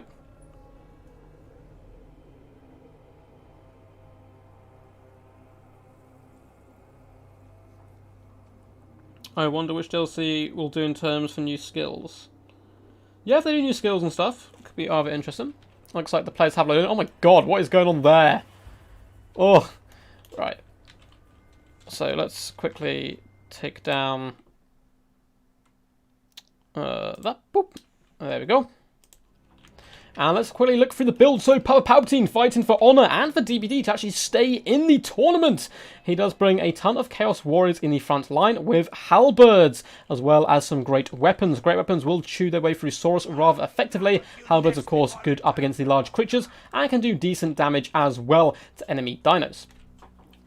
We have Chaos Marauders dotted along the front line as well on the flanks. It looks like the flank variety will indeed be coming with great weapons to try and push through. And once again, going for that glorious armor piercing. We have a bucket ton of horsemen, just a ton of skirmish cav. It looks like 4 units to be precise there. Going to do a ton of long range damage. Again, good for taking down large enemies. We have a Dragon Ogre here. Dragon Ogre Shagoth looking incredibly fearsome and angry. But even more angry and fearsome is the Lord of the Chaos Forces. Dun dun. Dun dun, it is Kolek Suneater, the man, the myth, the legend, the god of war. Only coming in with Foe Seeker though, no giant hammer for him, and a basic Spirit Leech Chaos Sorcerer of Death. And oh no, this is a wild build, I like it. Coming in here from Mighty Noob for Life. Saurus Spears dotted all the way along the front line. Definitely going to counter Kolek and that Dragon Ogre, although the Chaos Warriors will chew through them rather quickly. We have a bucket ton of Terran Rise up in the skies. Arguably the best unit on the entirety of the Lizardman roster, including the Regiment Renowned Pokehawks Sentinels. We do have a Basildon with Solar Engine down here hiding amongst the spears. We have the Mighty Lord Mazdamundi, easily the best Lord for Lizardmen in 90% of matchups. Coming in with Ruination of Cities, Banishment, Shield of the Old Ones, Apotheosis, Harmonic Convergence, and Net of Amantok, a big mouthful there. Sunburst Standard as well, very potent and deadly, or useful I suppose. We have the Cohort of Sotek and a Feral Carnosaur. Is this the real Papa P, Kolek? Yes, this is Papa Palpatine. Papa Palpatine does now in the game bring Kolek. He's changed his name to Papa Kolek as well a few times, but he does also like mix in. Basically, he's good with every single Chaos Lord. For those who don't know Papa Palpatine, haven't seen him on like any of Tyrion streams or Darth streams or my streams, he is arguably the best Chaos player in the game right now. This is a pretty tough matchup, and Noob for Life is certainly no slouch, being one of the better Lizardman players as well in the community. This is certainly a Royal Rumble. Are Firebowlers not worth it on Pterodons? Most people consider not, however I have been a big fan of them in recent times, up against certain factions such as Bretonia, where you really want to burst down, you know, a bucket ton of archers or vampirates. They can work quite effectively. Early shots are coming in, aiming and glorious strike down the flank of those Marauder Horsemen with thrown axes. In fact, doing a ton of damage straight out the gate, down to 38 models. That's 7 dead Chaos Horsemen. The rest of the forces are being moving up. I am a little worried for the Lizardmen, with these Spearmen simply aren't going to be able to hold against the enemy. And yeah, they've got the big dinosaurs, but there's also a ton of halberds here. It's going to come down to who gets the better engagements. These Pterodons are going to be an absolute nightmare for the Warriors of Chaos to deal with, because they're going to be good at counter-punching the Horsemen. Thrown axes in general are not good at taking down the Air Force, but it looks like we're going to be seeing Spirit Leeches in an attempt to bring them down. Polearch Sentinels a little out of range to get their first one in. But the Lizardmen happy to sit back, and Lizardmen are one of the best counter-skirmishing factions in the game. They're not the greatest, you know, at skirmishing, no light, cheap cavalry, unless we talk about Feral Cold Ones, but we do not discuss them on this channel. I do not like them. But they've got, you know, Basildon can shoot in, you can have Chameleon Skinks and so forth, but it looks like the Chaos taking a rather patient approach here. Just going to be getting a nice fat surround, getting the Chaos Warriors around the flank, and the Chaos Warriors in the front line, Polearch Sentinels, as well as the other Pterodons being forced back. No good early signs for them straight away. Looks like Chaos Sorcerer are going to be lining up some more Spirit Leeches as to you know, handle them. The Gary with Solar Engine up to 29 kills already, doing some lovely, fantastic work. And in come the Saurus Warriors, although it looks like a few of the axes are now focusing down at that Solar Engine. Not a bad shout at all. Marauders and Chaos Warriors going to be clashing here with the Saurus. This is going to be brutal stuff, but the mighty Polearch Sentinels are going to take this time to bob over here and drop rocks probably down on these horsemen. It looks like another Spirit Leech has indeed gone in, and a big monster mash is going down. Lord Mazdamundi getting his butt slapped here by Kolek, and that Dragon Ogre Shaggoth down, lost about a third of his health. And Apotheosis, Harmonic Convergence, and Shield of the Old Ones, he's coming right back into the fray, but he's going to simply push out Kolek, and the Halberdiers are here to help support. Crazy stuff early on. Pterodon Riders are being a bit out-skirmished here. They need to get moving a little bit, drop some rocks on these horsemen, whilst Palpatine's micro is getting stressed over here. But it looks like Noob for Life was, of course, a bit worried as well, trying to save the Mazda himself. Chaos Warriors are engaged with spears all dotted along the front line, and the double Dragon Ogres coming in and slapping up Mazdamundi. But we do now have the Feral Carnosaur engaged in glorious hand-to-hand combat with spear support, and there is no longer support by the Warriors of Chaos over here, and they have indeed been netted in. This is a huge problem for the Warriors of Chaos, who did find themselves in a rather advantageous position straight away. Lovely rock drop coming down on top of the Marauders, and there needs to be support here. You can see Kolek is getting sniped. That Carnosaur is not messing around. He is not happy at his Papa Mazdamundi getting shot. And the big bonus Lizardmen have in monster matchups is they can heal. Chaos cannot themselves. Kolek is going to need to retreat here. Looks like a big fat rock drop as well as a banishment coming down on these pinned up units of Chaos Marauders and Warriors, doing some lovely damage. And now the Polearch Sentinels coming in to swoop in, and suddenly the game has changed on its head. It was certainly Chaos favoured at the start, but it looks like it may be switching back in favour of the Lizardmen. Mazdamundi also going for an assassination attempt on the Chaos Sorcerer, taking a bucket ton of thrown axes for his troubles. However, it looks like in the distance, Pterodon Riders are going to be rallying to the cause as well. But Chaos do have a relatively decent surround. A lot of their troops have been sorted out, though, by Ruination of Cities, as well as the Banishments. Unfortunately, poor Garrett here is getting a little bit swamped. And these two mighty beasts probably want to turn and target the Feral Carnosaur here.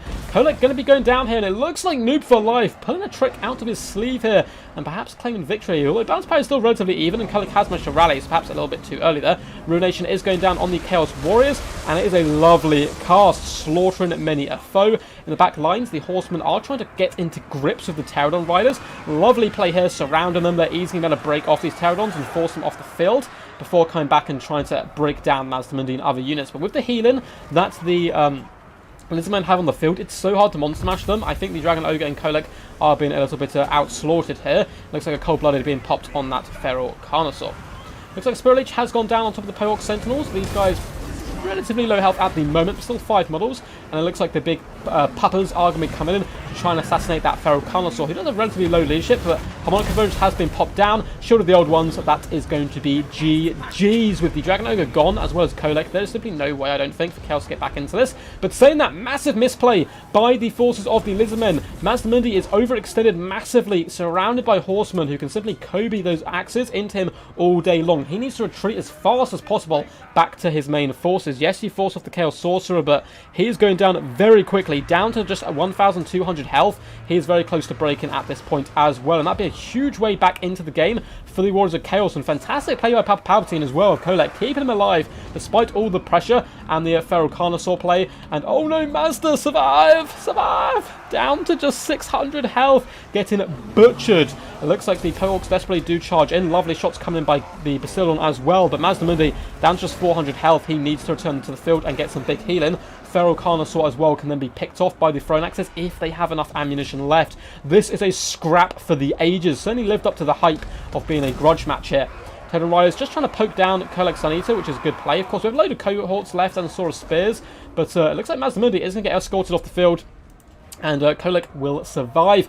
And he can go toe-to-toe with Feral Carnosaur, especially when there's no magic support left on the field for the Lizardmen. And it looks like that Deathcaster, though, still -9 leadership, no health. He's probably not going to come back, which is a big loss, because Spirit Leeching that Feral Carnosaur down would work rather well. The Chaos Warriors are starting to buckle and break here, and Cohort of Sotek have gone to a key target. They need to force off the Halberdiers where possible. That's the best answer left. And a huge terror rout going down. Oh no, all the Marauders just flee before the might of the Feral Carnosaur. But in the distance, Kolek emerges from the carcass of Mazdamundi, and the true leader of the Lizardmen, Zlak, has indeed gone down. Balance power, though, still hugely in favour of the mighty Lizardmen.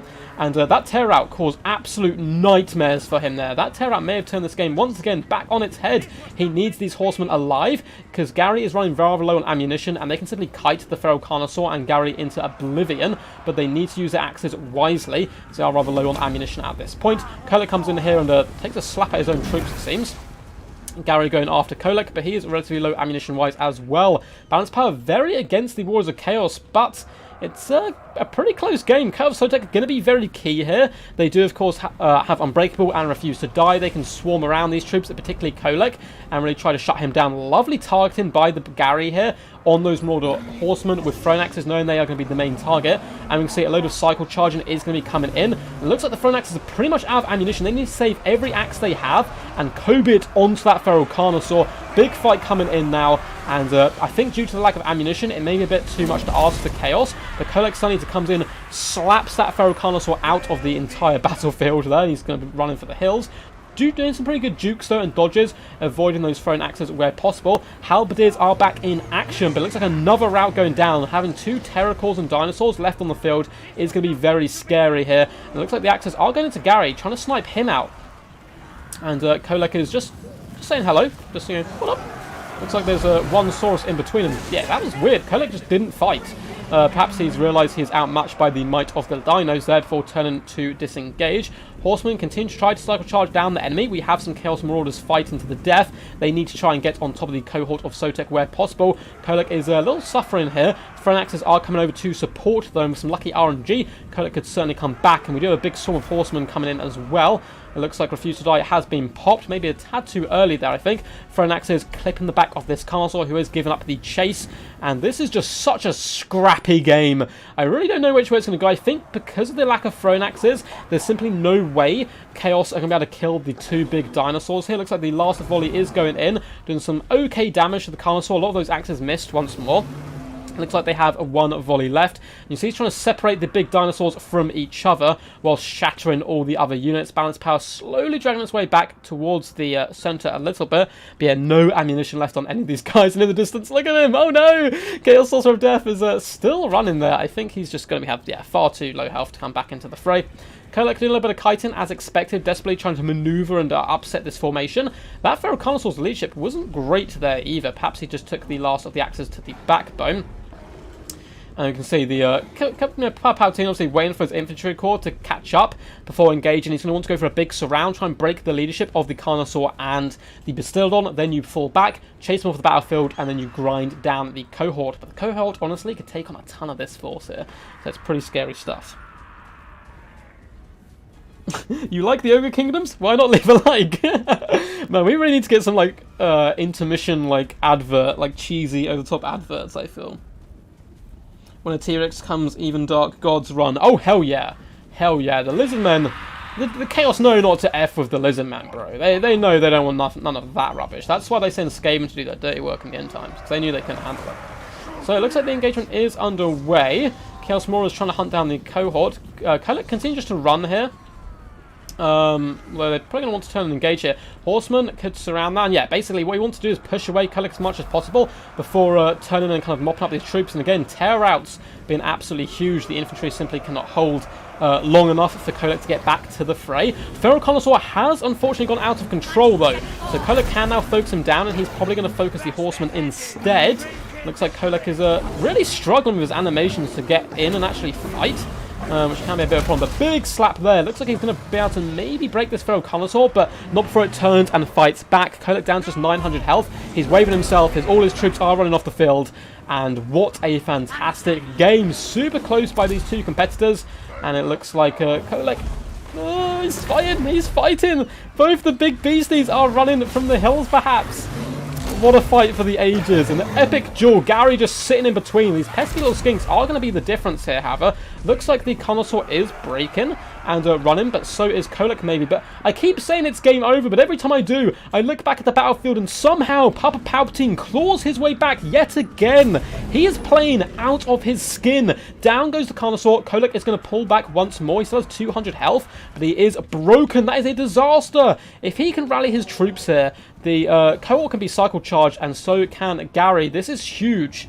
This is absolutely huge if his forces break here. Saying good luck, have fun. Kolek needs to rally. Horsemen desperately trying to cycle charge down the cohorts. And can Kolek come back? Only 240 health. His leadership is starting to come back. But this entire time, of course, Palpatine is having to sacrifice troops to deal with the enemy. Refuse die has been popped on the cohort of Sotek. Palpatine is pulling back to try and rally Kolek. Leadership is won, and he has returned to the field. But does he have enough stomach left to duke it out with the Bastildon? If he gets some decent rear attacks, maybe he can bring it down. But that's going to be pretty huge. Lovely cycle charging, though, from the Marauders. And, of course, cycle charging rules have changed, guys. You no longer have to engage in combat in situations like this if you have units with multiple model counts. Cohort down to 37 models. That's still a lot of models, though. And, yeah, it looks like that has been game over. That was insane. That was insane. That was wild. You finished the Mammoth drawing, Zach. Zach, please do drop your artwork in the Discord as well. I'd love to see it. Beautiful game by these two champs. Pretty tough matchup all round for Chaos. And I think both of them have handled it relatively well, though. Bigger plays to Noob for Life here. I really love Lord Mazdamundi. He's just an absolute god of war in most matchups. 11,000 damage dealt, 1,600 damage value. Good play the Carnosaur as well, keeping it alive, getting huge damage and damage value. But the real MVP was probably Gary, doing huge burst damage onto the Throne Axes and enticing in the Warriors of Chaos. And the Terrans as well did, a few things got caught out, but the Pohawk Sentinels did rather well all round. As well as the cohort of Sotek as well. 11,000 damage, 1,400 damage value on the little skink boys. As a Palpatine, it's always good to see Kolek in action. Got some really good initial engagements on the mighty Mazdamundi. Did some huge damage, but of course they can heal. And he got dragged out up against the Feral Carnosaur, shielded the old ones, all that glorious stuff. Took a lot of initial damage, but unbelievable late game management from Palpatine. Nearly dragged it back. The value on these horsemen is insane. 1,500, 1,000, 1,300, 2,000. It is some wild stuff, but unfortunately the early losses were a little too much for him, especially losing the Dragon Ogre Shagoth. GG's, that was awesome. Yeah, the overcast net was insane. So many berg charges with the Shagoths. Yeah, I noticed that a little bit actually, but they can still be pretty ferocious beasts indeed. But yeah, the overcast net probably did indeed win the game. So we're going to hop out of this one now. Well played to the lads. And let's go now to the mighty Elmatar versus Catan. which hopefully should be up.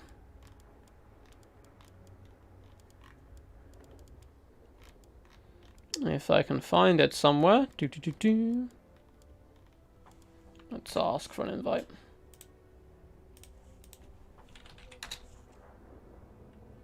Can you drop an invite? Cool, and we'll hop in. No, that's completely fine, Zachary. Yeah, he can like chase after Kolek all he wants, and he can cycle charge him with cavalry whilst regrouping infantry. It's obviously not nice to face. Game full, apparently.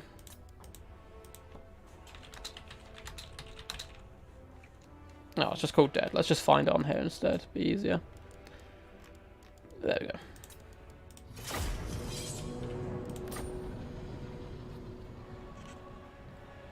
And we shall load in. I will update the scores in a second. So Clan PE coming out of the Great Strong, winning the first 4 matches. Some very close games, some memes on both sides as well, and some also good competitive stuff. That game was wild. Very well played to those two guys. That was insane. So let's go to 4. Of course, I got a message on Discord. Looks like it's all good. Okay, yeah, it's just a lot of stuff. Okay. Hello! And we are going to be on the Summer Song. The old ones beat Chaos. The old ones are pretty awesome. Once again, I am too late for the live, but looking on the bright side, I have a long-ass video to watch tomorrow. Yes, Leo, it's been really good fun. We're doing a clan war today. It is DBD versus PE. PE coming out of the gates very strong, swinging quite hard. Also, oh, let's pop a little... boop. There we go. Some little ducks on screen. So Elmatar's build, who's working as a double agent today, can come back. Yeah, the double Shagoff micro was really, you did pretty insane, honestly, Palpatine in the late game to drag that back. But I think early on you got a good engagement on Mazdamundi, but then he kind of like dragged you away from your troops into his troops plus the net. The net was scary stuff for sure. The net was very scary. For Poland, who won? Noob for Life won that game. So the Lizardmen. But we still have more games to go.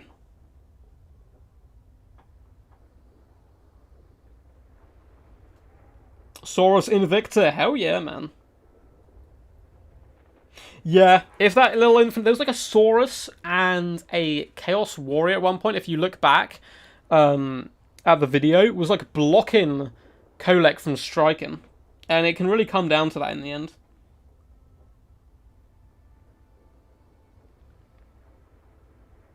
Yeah, but I think that works all the way around, Alan. Big entities can kind of get stuck on each other. I think be a little janky, particularly the Dread Saurian for the Lizardmen. Oh my god, it should be able to like plow through infantry, but. Anyway, guys, here we have Elmatar going with the forces of the Beastmen up against Katam and his Empire Hordes. Should be a good, fun scrap. Be interested to see what they do bring to the field, both these guys. And maybe on Summer Song, a tournament map I need to get into rotation a little bit more. I'm quite a big fan of it all round. If it is the one I remember, if that is true. Oh man, yeah, the Throne Axes just get, yeah. Throne Axes value was pretty wild. Really good play, though, from New for Life with the Basildon Solar Engine to, like, burst them down early on. If he didn't target them, if he targeted Kolek and the Dragon Ogre, you had even more axes to throw, and it would have perhaps been game over. So a really fantastic game by both players. It's my ultimate goal to get Saurus Invicta used as a rallying cry for Beastmen fans across the fandom. I agree, Zach. I think that would be some awesome stuff. I think they should actually implement that into the game. You know, when you get, like, the rally abilities you buff... Just have, like, Krokgar scream Saurus Invicta and, like, it boosts all the Saurus infantry morale or something. Could be good fun. Let's have a little sneaky look at the builds. Oh, no, I can't bounce over to the Empire one. Let's have a little drink again to keep me alive. For those who have joined a little late, we are doing a clan war today between DBD and the mighty PE, a relatively newly formed clan, although most of their clan members are members of different clans. We have some Extreme Meme Team members, some DBD members, all sorts of kind of amalgamation of different people, all combined up nice and close together. But yes. What faction do you speculate will be Chaos Dowie? Oh, for the Captain Rum Panda. Do you mean for the pre-order? Probably Ogre Kingdoms is my bet. I think Ogre Kingdoms is the most likely to be the pre-order. I'm very excited for Kislev. Are you ready, Lucky? Yes. Cool, let's quickly get rid of that. There we go.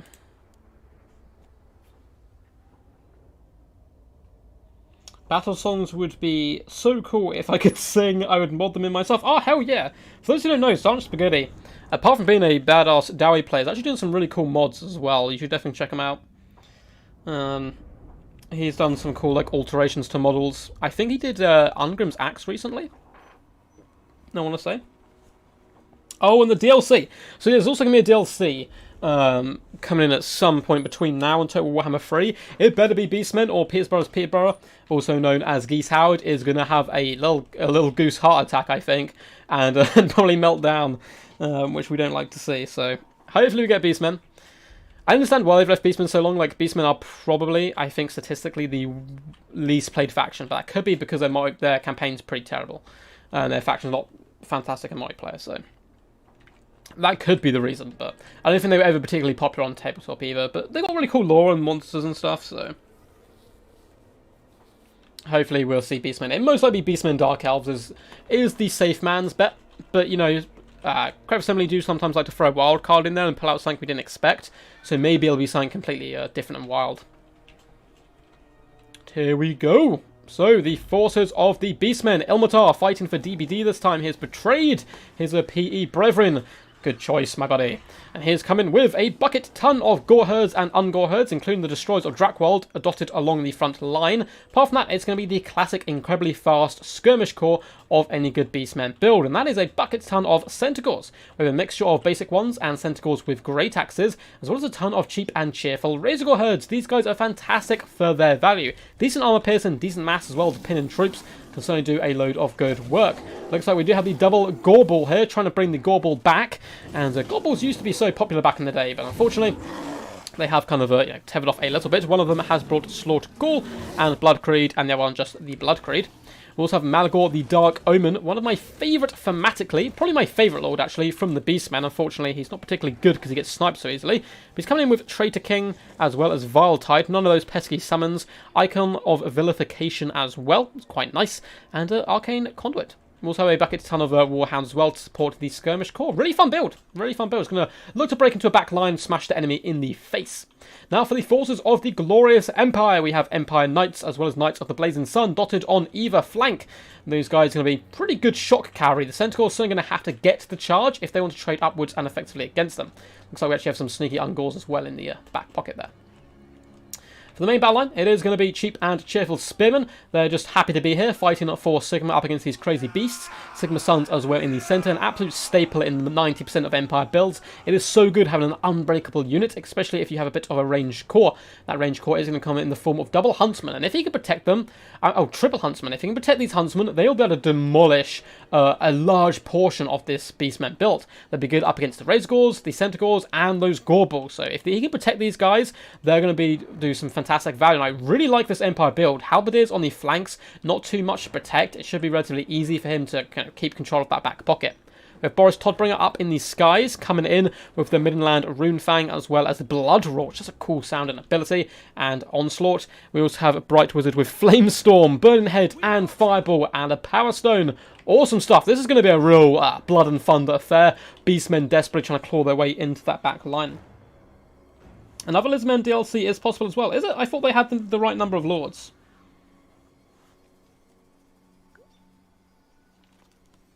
I thought they did. Maybe I'm wrong. I mean, I'm down. I'm so down if they give a Lizardmen DLC. I am very down. I mean, Lizardmen vs Beastmen would kind of make sense as well. I don't think they've ever fought in lore, but like, you know, pin into toe war, Beastmen trying to invade Lustria, Lustria trying to invade the Beastmen realms. There's so much you could do there.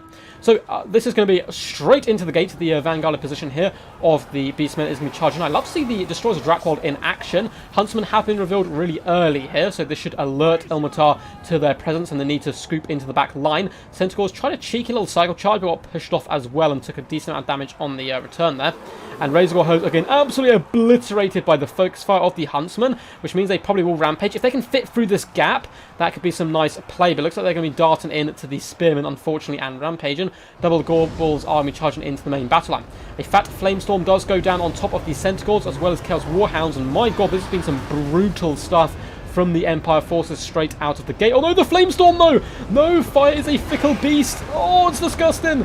Knights of Blazing Sun, though, luckily do come in, I believe, with fire resistance. Please say they do, because otherwise that is horrible. Nope, they have magic resistance, no fire resistance. Oh, that is disgusting stuff. That is disgusting. Burning Head is going to come down there. He's really trying to take out the Skirmish Corps, but again, hitting a lot of the Knights as well. I'm going to swarm Knights Blazing Sun had fire resistance. That was pretty disgusting stuff. The front line has started to buckle for the force of the Empire. Gorbulls are pushing their way into the Huntsmen. Not targets they really want to be facing. You want Centaurs and other units to clean them up. They've all been intercepted by fantastic cavalry play so far by Katten. Goreherds slowly going to be cutting their way through the front line, but it's taken them a decent time to do it, allowing the Huntsmen to stabilise and the Gorbulls to be kited rather effectively. Over on this flank, it looks like, despite the angry protests from some of these Knights who have been brutally assaulted by their own troops, they are now getting into better engagements. Malagor certainly needs to want to drop some of those fat booms, and this is the problem with Malagor, is he is very squishy.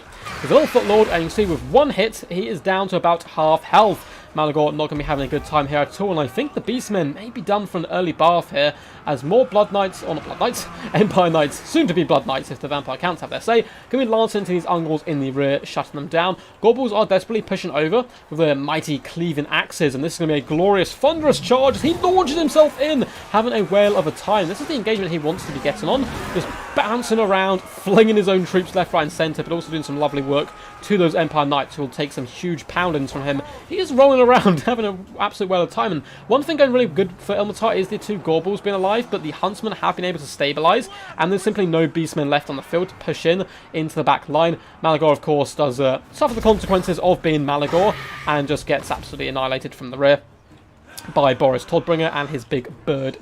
His bird's not called Beaky, I don't think. I think that's someone else's bird, but his big old griffin there.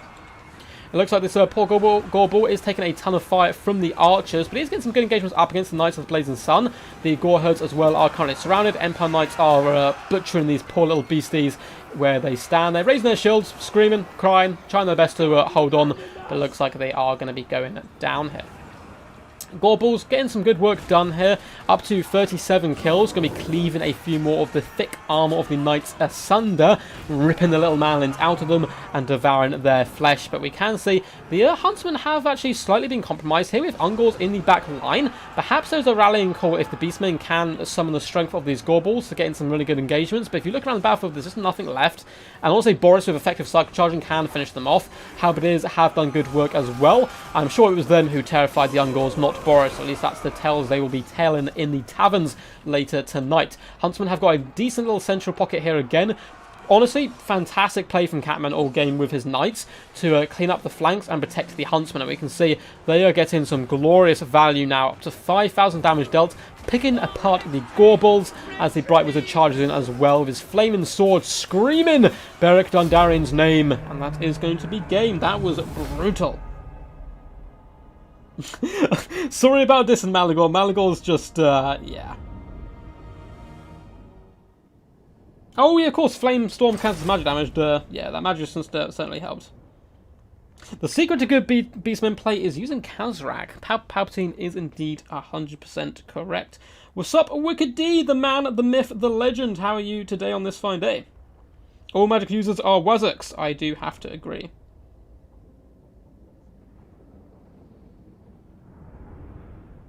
But let's see. But anyway, sorry, I was looking at chat there, catching up. So poor Malagor, got off a few good spells, but unfortunately he is still Malagor. So love the meme by Ilmatar there, trying to bring him to the battlefield, but especially up against Empire, who can bring a lot of potentials of sniping, form of Karl Franz and Boris. He is very risky for sure. But love the double Gorbull pick as well, but unfortunately those early engagements on the flanks really cost Ilmatar there.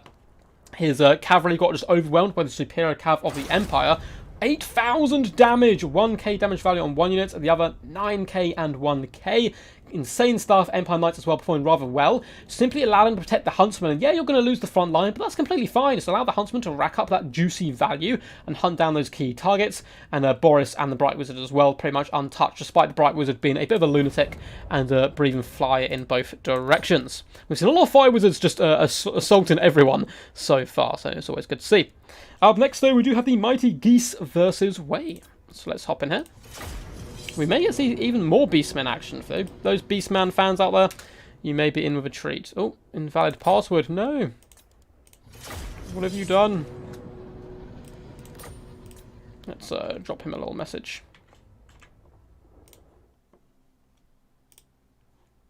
Oh, he actually sent me a message. Awesome. Oh.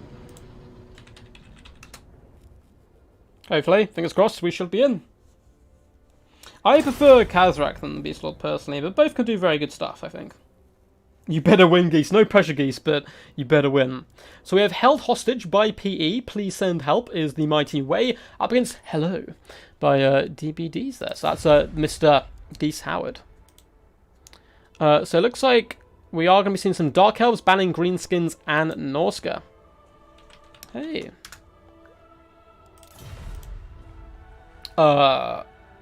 What on earth is this map? What is this? Map is Pillar of Ben. He's going Empire, no Beastmen. Oh, this is a shock for sure. That's a bit of score actually. PE pin on a very good display so far. I would argue DBD be winning in the meme count here. We've seen many a meme, but still, it is all good play. Team PE strong. Hell yeah, New for Life, man. You played a fantastic Lizardmen game. That was a really good showing. The Flamestorm tilted me into an alternate timeline. Man, I feel for you. When something like you have something huge go like that, like a big Flamestorm go wrong or something, it really does tilt you. Oh, let's pop up a scoreboard quickly. Not scoreboard. Boop. That's what I mean.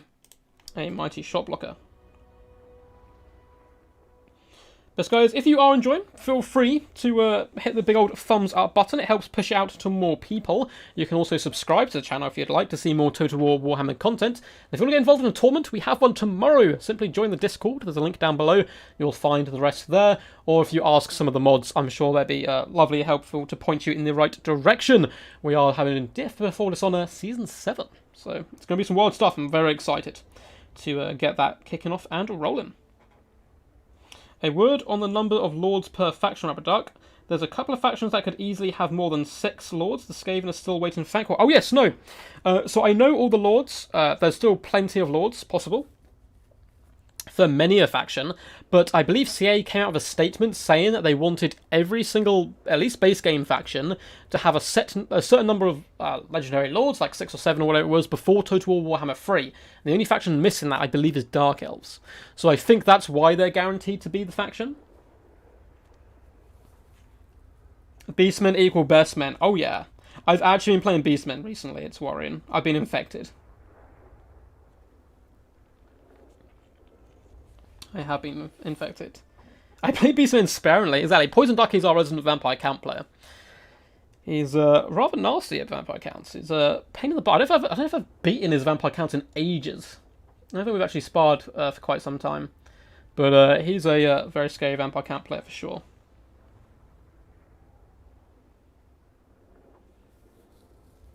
There's more stuff the Skaven can have for sure. There's always more stuff. There's always more stuff, don't worry about it. There's going to be a bucket ton of DLCs to come for Total War Warhammer 3 as well.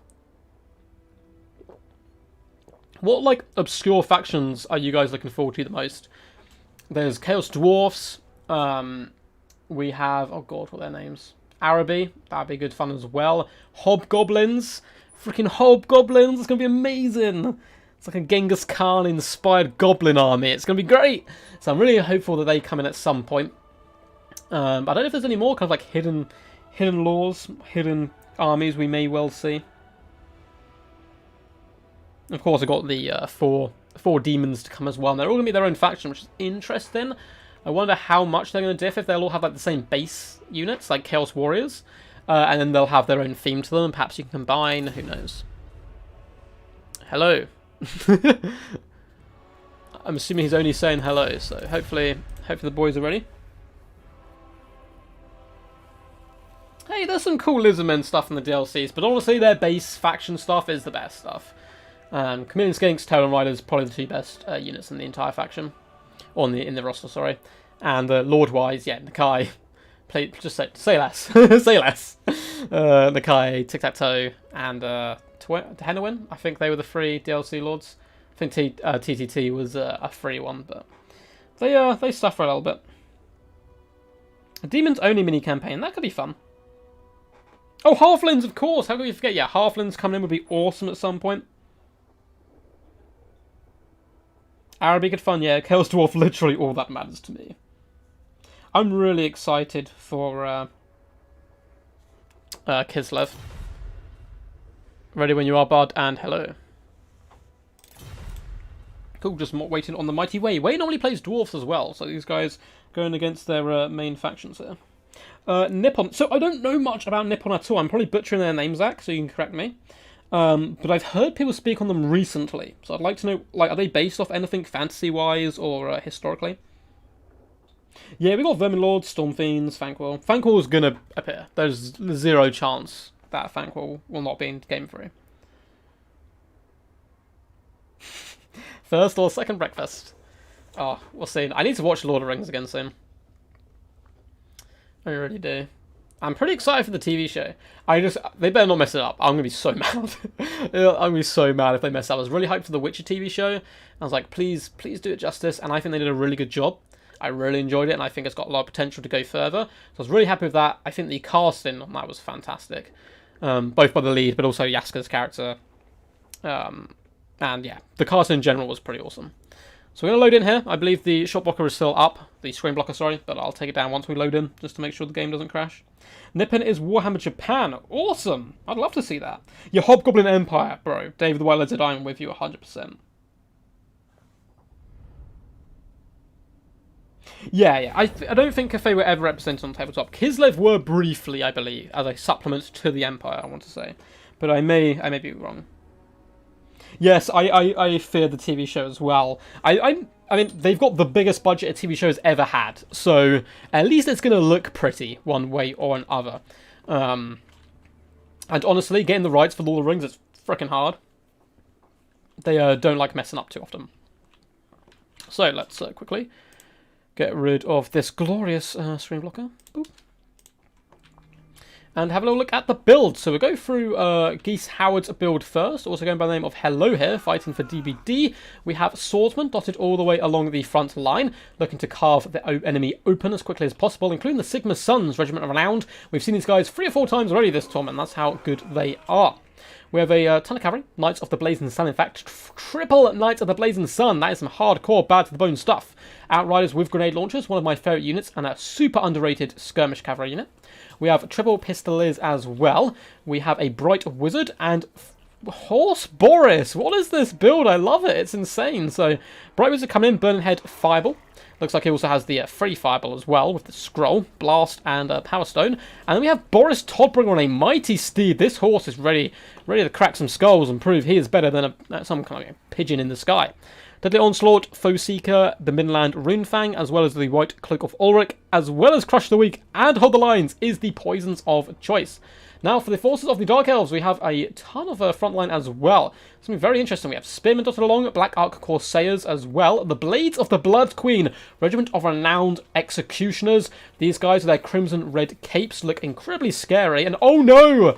The half-naked lady, Princess of Madness herself. We have Crone Hellebron on foot, Gaze of Cain, the Cursed Blades, and Blood Frenzy. She's going to be really buff. This is going to be a huge punch right through the centre of this Empire build. We do have some cavalry in the form of Cold One Dread Knights, the Madman, coming in with the ultimate units. Oh, wait, you are a man of the people for sure. Giving back some of the memes as good as he gets here. Cold One Dread Knights overall aren't considered particularly amazing, but we'll have to see he can certainly make them work. And honestly, when I say a meme unit, it doesn't necessarily mean the unit's bad, because a lot of what people think are memes can actually be pretty deadly sometimes. We have a Bloodwrack Medusa as well, the sneaky snake lady herself. Such a fantastic model. I wish we got to see them a little bit more often. Got a cool little claw as well. With a Canine Assassin, so a pretty scary little kind of hero blob down there, the Blades of Blood Queen, and a Sorceress of Fire as well, Burning Head and Fireball. Let's get this going. Boris on a horse is a rare sight. Oh, for sure. For sure. Yeah, this is scary, because I believe, if I'm not mistaken, these guys give Guardian. They do indeed. Oh, that is scary stuff. Well, we could cycle charge down the blob, I suppose. It wouldn't be the worst effort. And it's going to come down a lot to the cavalry micro here of Geese Howard. We have Dark Riders as well, hidden in the forest behind enemy lines. Knights of the Blazing Sun do spot them earlier than I did. And oh no, this is really bad for Wade. These are Dark Riders and get absolutely slaughtered. Although it looks like the Pistolers somehow managed to get caught here by the Dread Knights somehow. Although Knights of Blazing Sun are going to counter and push them away, and this unit of Cold One Dread Knights is now going to peel off. Rear charge of Knights of Blazing Sun. It was a trap, sacrificing a unit to gain a more powerful unit engagement. Glorious stuff there. The Pistol is being driven back as well. They can't get over and support the Knights. Beautiful play by Wade. The Knights of Blazing Sun are going to fall back after charging the Cold One Dread Knights, getting some actually real nice shock damage. And we're going to see, oh my god, is this coincident burning heads down the line by both players? This is insane. The front line's getting absolutely nuked. The Sigma Sun's getting destroyed, Swordsman destroyed, Blackheart Corsairs, Blades of Blood Queen. They managed to dodge the worst of it. They were pushing forward.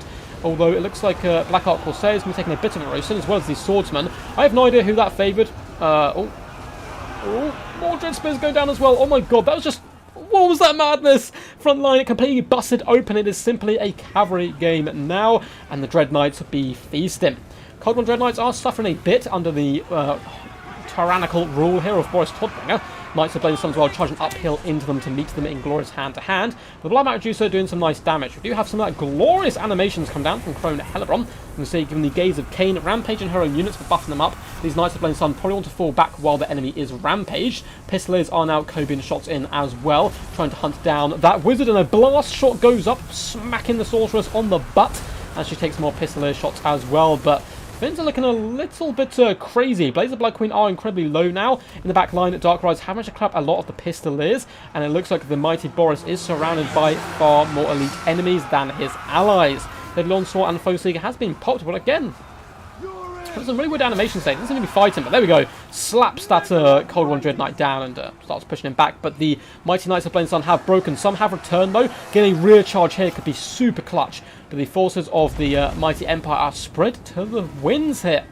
The mighty Bright Wizard has fallen back, desperately trying to retreat from the Bloodwrack Medusa, and the Blades of the Blood Queen, 87 kills, pushing through, doing some lovely work. Dark Riders are getting shot in the face, or in the rear actually, from the Pistolers, should be able to break them and allow the Outriders to survive, and this is a lot of grenade launchers left. We haven't seen them in action too much.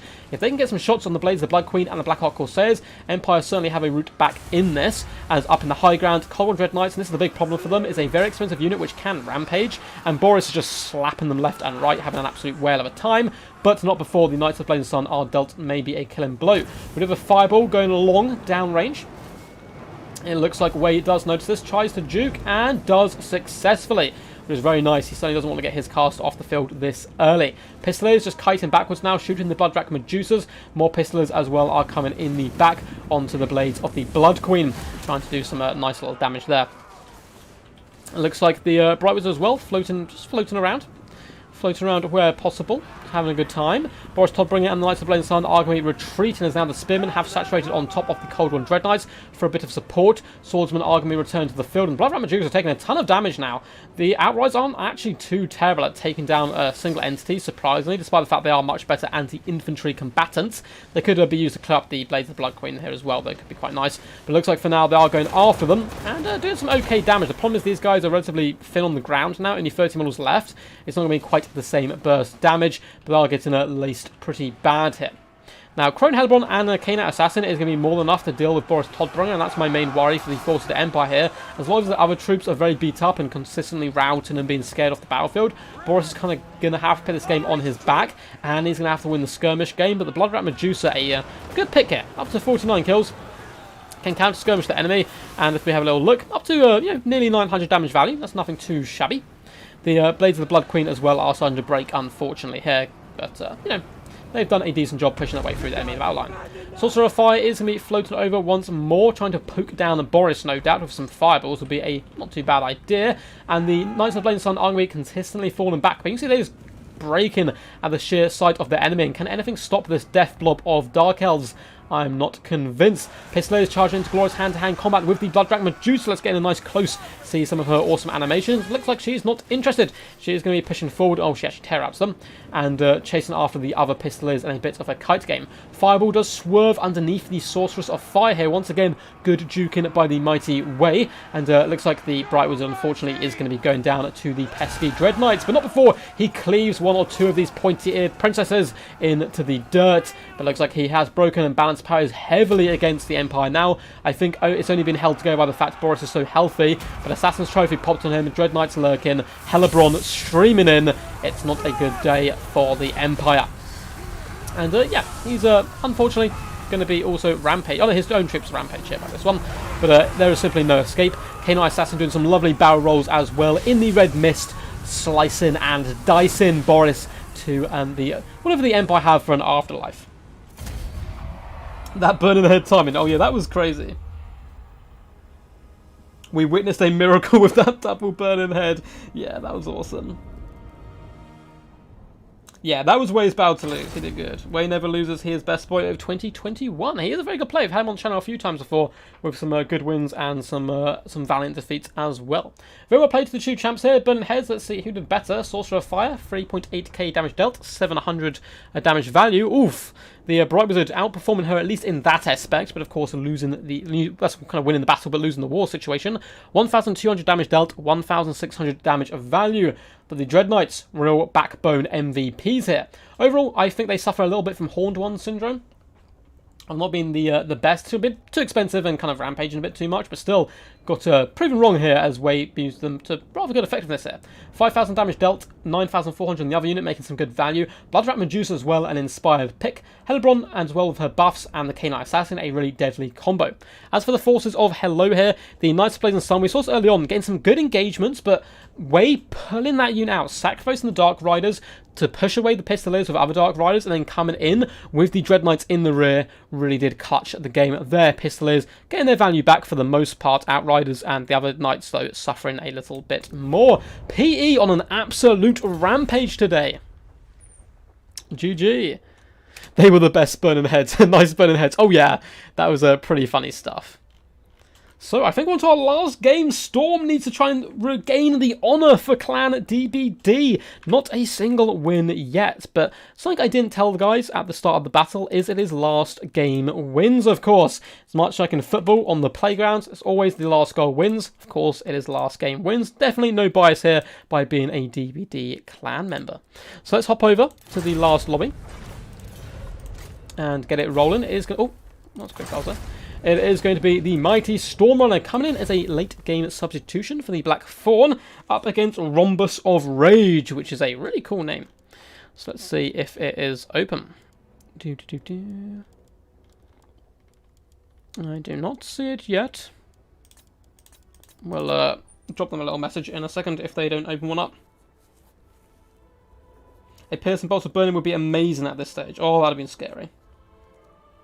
Yeah, GG. That was awesome stuff again. You see, not enough halberds is the problem. So if like Geese Howard's like a representative for geese, I'm a representative for ducks. Raptor is a representative for halberds, particularly any halberd which is held by a vampire. Let's see. I'll message Storm quickly. Hey, bud. Can you open a lobby and invite me? They may well have a lobby open, but they just named it something weird, so I can't see it. Or that one of them might be offline or something. Because I may be being blind, which is also quite possible. But we'll wait it out. He overthrew Wei in the charity stream I held last year. Ooh. Rhombus is formidable. I don't think we've seen Rhombus on the channel. We've had pretty much everyone else on the channel here, but not Rhombus. Captain Red Rogue, hello there. How are you doing, buddy? Hope you're all good.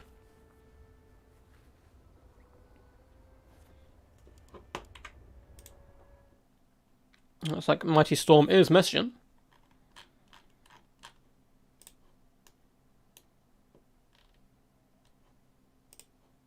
Random. Oh, God. The name is something really weird. There we go.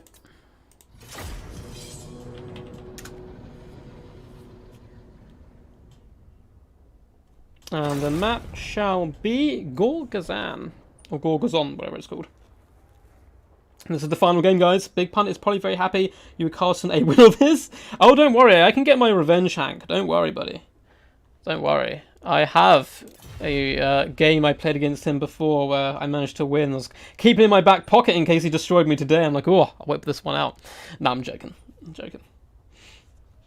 I'm doing well. I hope you're doing well too. I'm not doing too bad, man.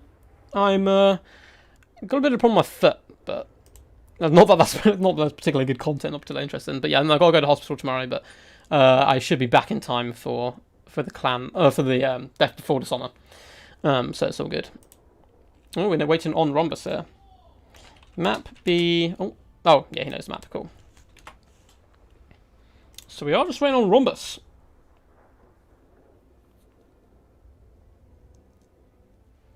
They rigged the game against me. Oh yeah. Let's message. Well, actually, no, Zachary, you're the clan leader, aren't you? You're in chat. Can you just, if you just pop a Rhombus over, password is 123. And it's called like parallelogram. Is the name. Did you pay attentions in maths? I'm a duck. We don't do maths. I was a very bad student at school. Well, I was a fantastic student at college and uni. But I was more interested in my topics there. I was doing like acting and creative writing. Whereas in actual school, I had no attention span for those things. But yes. But massive shout out as well, by the way, to Ilmatar for sorting out this this clan war in general.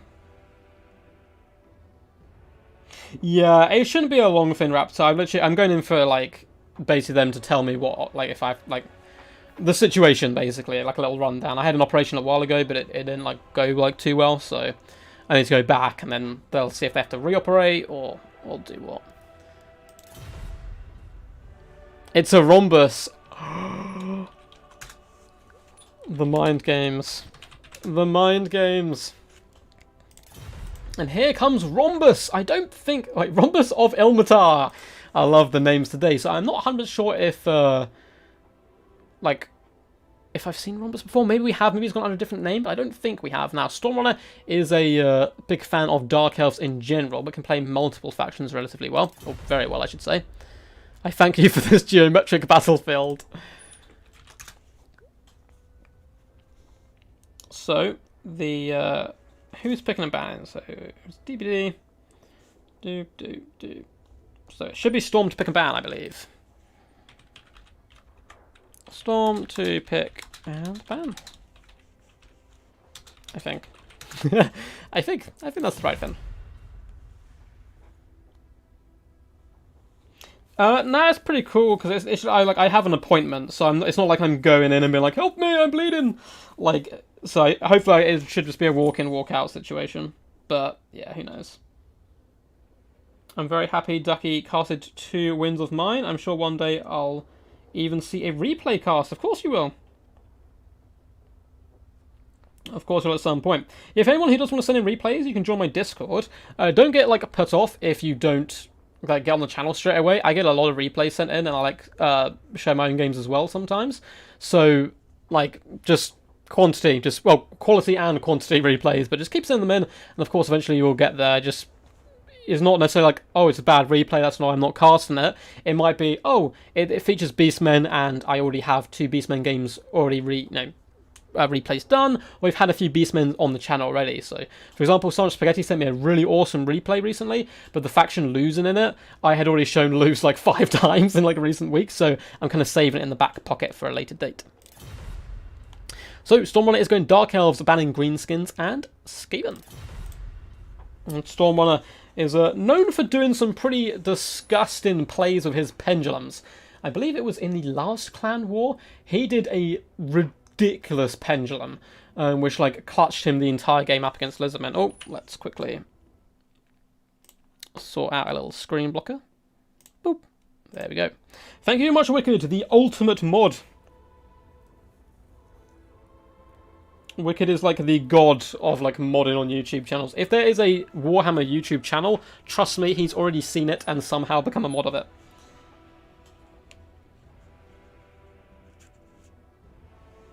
It's okay, my replay is boring. I only main Dowie and Dowie. Oh, and Dowie is boring. No, man, Dowie's fun. I like custom Dowie games. I have been trying to mix them up a little bit recently, so I've been bringing some pretty stupid Dowie builds, like hammers and ironbreakers. But I like the build we brought today, but... The duck pond does have the best bot, so don't be too confused. When you join the Discord, you might be a little worried because there's a lot of pictures of ducks everywhere. Basically, if you say question mark duck or question mark quack, a random picture of a duck will appear. And it happens quite a lot, so be prepared to see a lot of pictures of ducks.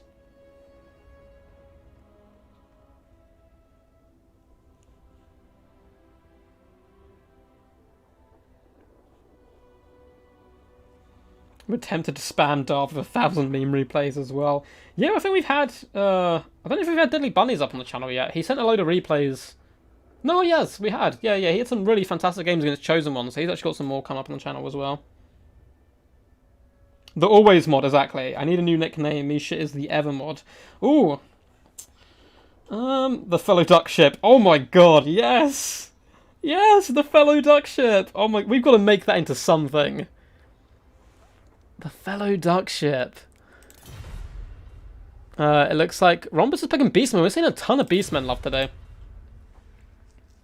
Ton of Beastmen love. Shame it doesn't work here. Yeah, I don't think I can implement that into YouTube, I'm afraid. Which is sad, but it's all good. It is all good. The duck bot is the best bot. Yeah, Poison Ducky is the one who implemented that as well. He deserves all the credit. He deserves all the credit. And for those who don't know, I say this every single time I see him because you must notice it. Poison Ducky may be taking a small break from YouTube, but he is in fact a YouTuber. I'm sure he will be back relatively soon. I think he's just got a ton of uni work on at the moment. But when he returns, you guys should be there. So if you want to see that out, go over to his channel. Feel free to subscribe to him. And when he does start re-dropping content again, you'll be able to be the first in line. He's my Rhombus. He is contractually obliged to play Beastmen. I love it. Well, the geese spot in Noob Hammer comes close, Ducky, but not as good. Oof, there's a geese spot.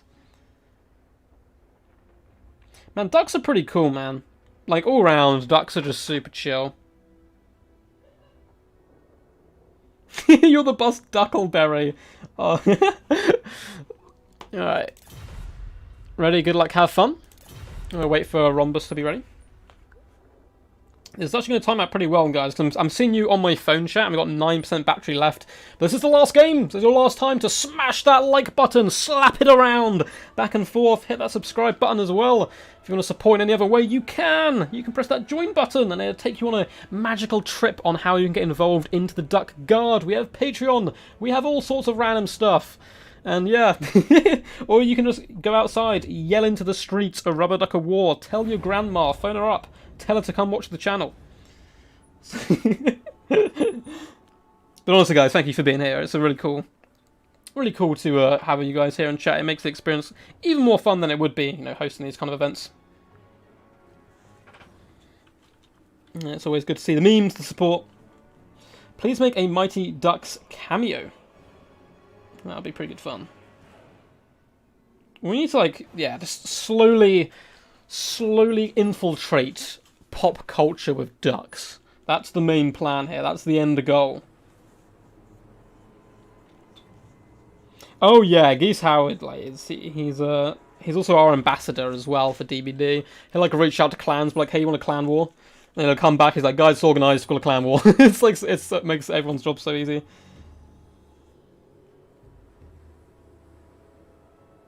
Do you like hello? I don't even... where did the hello thing come from? I think I asked this earlier and someone answered, but I've forgotten. Yes, Captain Red Rogue has returned! The man, the myth, the legend. Good to have you back, buddy. I don't know if I was around when you were originally doing stuff, but Good to have you here, man.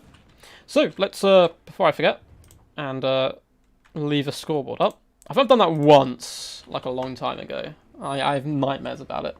So for the forces of Stormrunner, the legendary cackling Dark Elf Meister himself. It's not easy being a Dark Elf main, but he certainly makes it look easy. We have Black Arc Corsairs dotted in the front line, looking to chew their way through the enemy, with some handbows on the flanks. We have a glorious, beautiful, chevroned up War Hydra here, dripping in venom and fiery rage. Always good to see a War Hydra here, and it's a pretty good answer to a lot of what the Beastmen can bring to the table. Breath attacks can do good work as well. With Loki Felhart, the mighty Meister himself, the ultimate duelist, with that Kraken helm of his. Coming in with Deadly Onslaught, Dreadly Duelist, Foe Seeker, as well as the helm of the Kraken, and Merciless Slaver. We have the Sisters of Singing Doom in the back here, protecting a Sorceress of Death, with some pretty useful stuff here. Let's have a little look. They have Doom and Darkness, Spirit Leech, as well as Aspect of the Dread Knight. Dark Riders dotted around, as well as Cold One Knights in the back pocket. Really fun build. Now, for the forces of the Beastmen, we do have Centaurs as well as Chaos Warhounds on the right-hand flank and on the left-hand flank. Did that in the wrong order, but there we go. Both there and there. We have Ungor Herds, just cheap and cheerful in the back. Destroys a Drakwold as well. Sons of Goros, double Ungor Raiders, and a beefy front line. This is something I never see from the Beastmen, pretty much. Triple Bestigor Herds. This is beautiful. Look at them. Look at them. They're so beautiful. And they're certainly going to outclass. Like, the problem the Dark Elves are going to have here, all these Black Arc Corsairs aren't going to be doing too much work on the front line, at least. Also, Brave Shaman of Shadows, none of those pesky summons. Pit of Shades coming in instead. We have a Giant, as well as Kazrak the One-Iron. Probably the best Beastman Lord at the moment. Maybe. Who knows? It's a controversial topic. Apocalyptic Vision, Dark Mail. Is Dark Mail just on him, isn't it? Yeah, okay. If that was like Air of Effect, Jesus Christ, that'd be powerful. Cool, so the forces are going to advance now. This War Hydra is certainly going to have to put a shift in, getting some big breath attacks down the line on the Bestigors. Oh, who was the caster? Yeah, it was a Death caster, so no Shadows. Not going to see any of his famous pendulums here. Black Arc Corsairs can kind of shoot the Bestigors. To be honest, 95 armor is not insane. It's good for Beastmen, but not the best in the universe. And especially if they can fire down the rank and file of them, they'll be able to do some good work. Black Arc Corsairs charging in to their doom here. Sorceress of Death as well, just been saying hello to these forces getting a little bit close. Loki Felhart, supported by Black Arc Corsairs, will be able to do decent work to the Bestigors. Hydra is coming out to support, but in comes Kazrak, in comes the Giants, Sons of Goros as well, looking to intercept any troops that do hop onto that back line. And the Hambos are getting involved. It looks like the cavalry contingent of the Dark Elves is a little slow off the draw. Trying to wrap up and around and get in to help out in the main engagements. A big fat Pit of Shades is coming down, but very nicely dodged by Stormrunner for the most part. Sisters of Singing Doom do manage to dodge it. However, the Black Arc Corsairs not quite so lucky. Although the Bestigors as well taking a bit of a pound in here for their troubles. Over here, it looks like Black Arc Corsairs simply overrun by Bestigor herds, and Chaos Warhounds and Centaurs getting nice engagements on the flank with the Black Arc Corsairs. It looks like the cavalry was committing to that left-hand side instead. Black Arc Corsairs do fall back. Bestigor herds are going to be cleaving them as they retreat. Well, we have the fight of the Titans, Godzilla versus King Kong, #1, and we will. That was a dive. That was a dramatic dive from the giant who swung around there. Having to get some aid from some Bestigors here, realising the Hydra is a mighty combatant indeed. And it looks like the Bestigors have been a rampage here as well. Loki Felhart and the Sisters of Singing Doom cutting them up rather nicely, but we do have the lovely Ungor fire support coming in now. And Godzilla and King Kong kind of fighting enemy troops rather than each other, which is disappointing for the folks paying to see the cinema. Cold One Knight have engaged with Sons of Goros, although Apocalyptic Vision is going to make them incredible just destroyers of the universe here. Black Arc Corsairs, though, are now saturated on top. Kazrak looking very, very healthy. Balance power already in favour of the Beastmen. PE coming in hard today with some really good games. Sisters of Singing Doom are now, unfortunately, having to waste their time kiting Ungor Raiders or like dragging them down, but once they manage to rampage them and cut them up, they'll be able to get back to the battlefield rather quickly. Another big fat Pit of Shades has come in, just destroying, sucking in the soul of these Cold Ones and Black Arc Corsairs, and the Centaurs are bouncing around to better engagements. Hydra, though, is currently winning his engagement up against the Giant. We do also have some really nice play by Stormrunner, bringing over the Cold One Knights, as well as the mighty Loki Felhart, and this Giant is going down rather quickly. Bestigors desperately trying to get back into situations where they can help and support. Ungors have been forced off. Sisters of Singing Doom have now rampaged some Ungor herds, but they're rather low health-wise themselves. They've got to carve through them, but the Bestigors should be able to turn around, engage, and slap them up. The Giant, we'll call him Tiny Tim, unfortunately is going down here. Giant, is trying his little heart out, but -8 leadership, -2. He might be coming back here if he is enabled to rally, but his health is rather low at 1,000, so it's going to be a bit rough for him. And that may allow the Hydra to carry this game on his back. There's not too much else which can deal with him, apart from, cycle charging Centaurs, Ungor Raiders, and the like. Good micromanagement over on the flank by Rombrus though, bringing in Kazrak One Eye to clean up a lot of the Dark Elf units, and you can see a lot of them being driven off as well by Centaurs. And the big problem here is, if we look at the central portion, yes, Dark Elves are doing rather good, but everywhere else, Beastmen are just roaming. And in general, Beastmen's good matchups tend to be up against the Dark Elves, and that's because they punch quite hard and the Dark Elves are rather squishy. Kazrak One Eye does get hit by a Spirit Leech. Unfortunately, the Cold One Knights do rampage, so they're going to be stuck in combat with the Bestigors. Not a place for them to be. Bestigors with their big cleaving axes should be able to pull them down and hit those thick, scaly hides. So the mighty War Hydra doing a fantastic job here as well, though. Once again, the Bestigors have been rampaged here by the Sisters, and going to be stuck in long engagements with Loki, who's still full health at this point. And it is going to be the Mighty Beast and the Hero fighting side by side for the most part of the end game here. And the Beastmen are pretty tattered. One thing they have going for them is the Ungor Raiders. It looks like there is no Dark Rise left on the field, unfortunately, for the Dark Elves. So you'll be able to shut those guys down, which means the War Hydra will have to tank the damage, which isn't going to be too fun for them at all. And it looks like the Sisters of Doom are about done for at this point. This War Hydra, though, has gained a Chevron already, up to 7,000 damage dealt. Very menacing stuff. Haven't seen too many breath attacks. He might be able to get some on the Ungor Raiders and break them off the field would be some really glorious stuff. Otherwise, he is going to be the focus of their bow fire and attention. Sorceress of Death is going to be driving her steed forward and trying to push back the Ungors, who are going to kite now, which is the right thing to do. Simply pull back with this unit and allow the other one to support instead, do a little bit of crossfire. Balance power still relatively even. Where is Kazrak? Well, Kazrak took a little bit of beating, down to about half health here. And we are going to see a big breath attack going down. Rage Godzilla, the king of monsters, slaughters Tiny Tim, also known as King Kong. Kazrak is going over to try and snipe the Sorceress of Death, which is a good idea. Loki Felheart is going to be a nuisance to deal with. He, of course, does regenerate health. And looks like Kazrak going in deep. War Hydra probably wants to answer the summons of her cries for help. And can the Beastmen whittle down this kind of elite core? I think it is possible, but he's going to have to choose engagements rather wisely and fire every single arrow into that War Hydra. You need to try and break it off the field. It is going to be getting healed up, of course. But those breath attacks, he needs to shut down at least one unit of Ungors. Yeah, you're going to get counterfired, but this one has more ammunition. Just bounce over here and shut it down. Otherwise, it's just going to be a lose-lose situation. Kazrak taking a bit of a pound in here. It looks like the War Hydra does get a nice little heal proc, though, and the Bestigors are now suffering. Perhaps he's thinking if he takes away all the infantry, then Loki would be able to carry himself. Fat Spirit Leech going down. Apocalyptic Vision is active, but unfortunately for him, all the nearby troops are routing at this point. And the War Hydra taking huge burst damage now. Kazrak coming in, but he's also getting assassinated. This is risky play. If Kazrak gets defeated and the War Hydra rallies itself, that is game over for the Beastmen, and Kazrak is starting to run from the field despite that extra leadership. He is running, and oh, that is not a good sign. He is terrified. Chaos Warhounds get shattered, but down the War Hydra goes.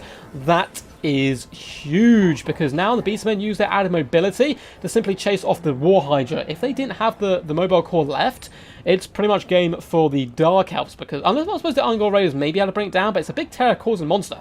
And his only hope here at this point is that the Sons of Goros are terror-routed, but I believe they get Rowdy, which gives them... It doesn't give them immune to psychology, okay. They may get terror-routed, that's the only way back in it for the Hydra here. But it looks like Kazrak has been dealt a death blow as well. Spirit Leech has been popped on him. This Sorcerer of Death will be able to chase him from the field, because the Tentacles are so stuck on this hunting of the War Hydra at this moment. And Loki is just simply quite happy to tank all this damage for now and engage in hand-to-hand combat, slicing up Bestigors left, right, and centre. 43 kills for the bad boy himself, and it looks like he's going to be able to break them off the field. Bestigors desperately trying to rally and save their mighty lord, but balance power in favour of the Dark Elves. This is a roundabout swing back and forth game.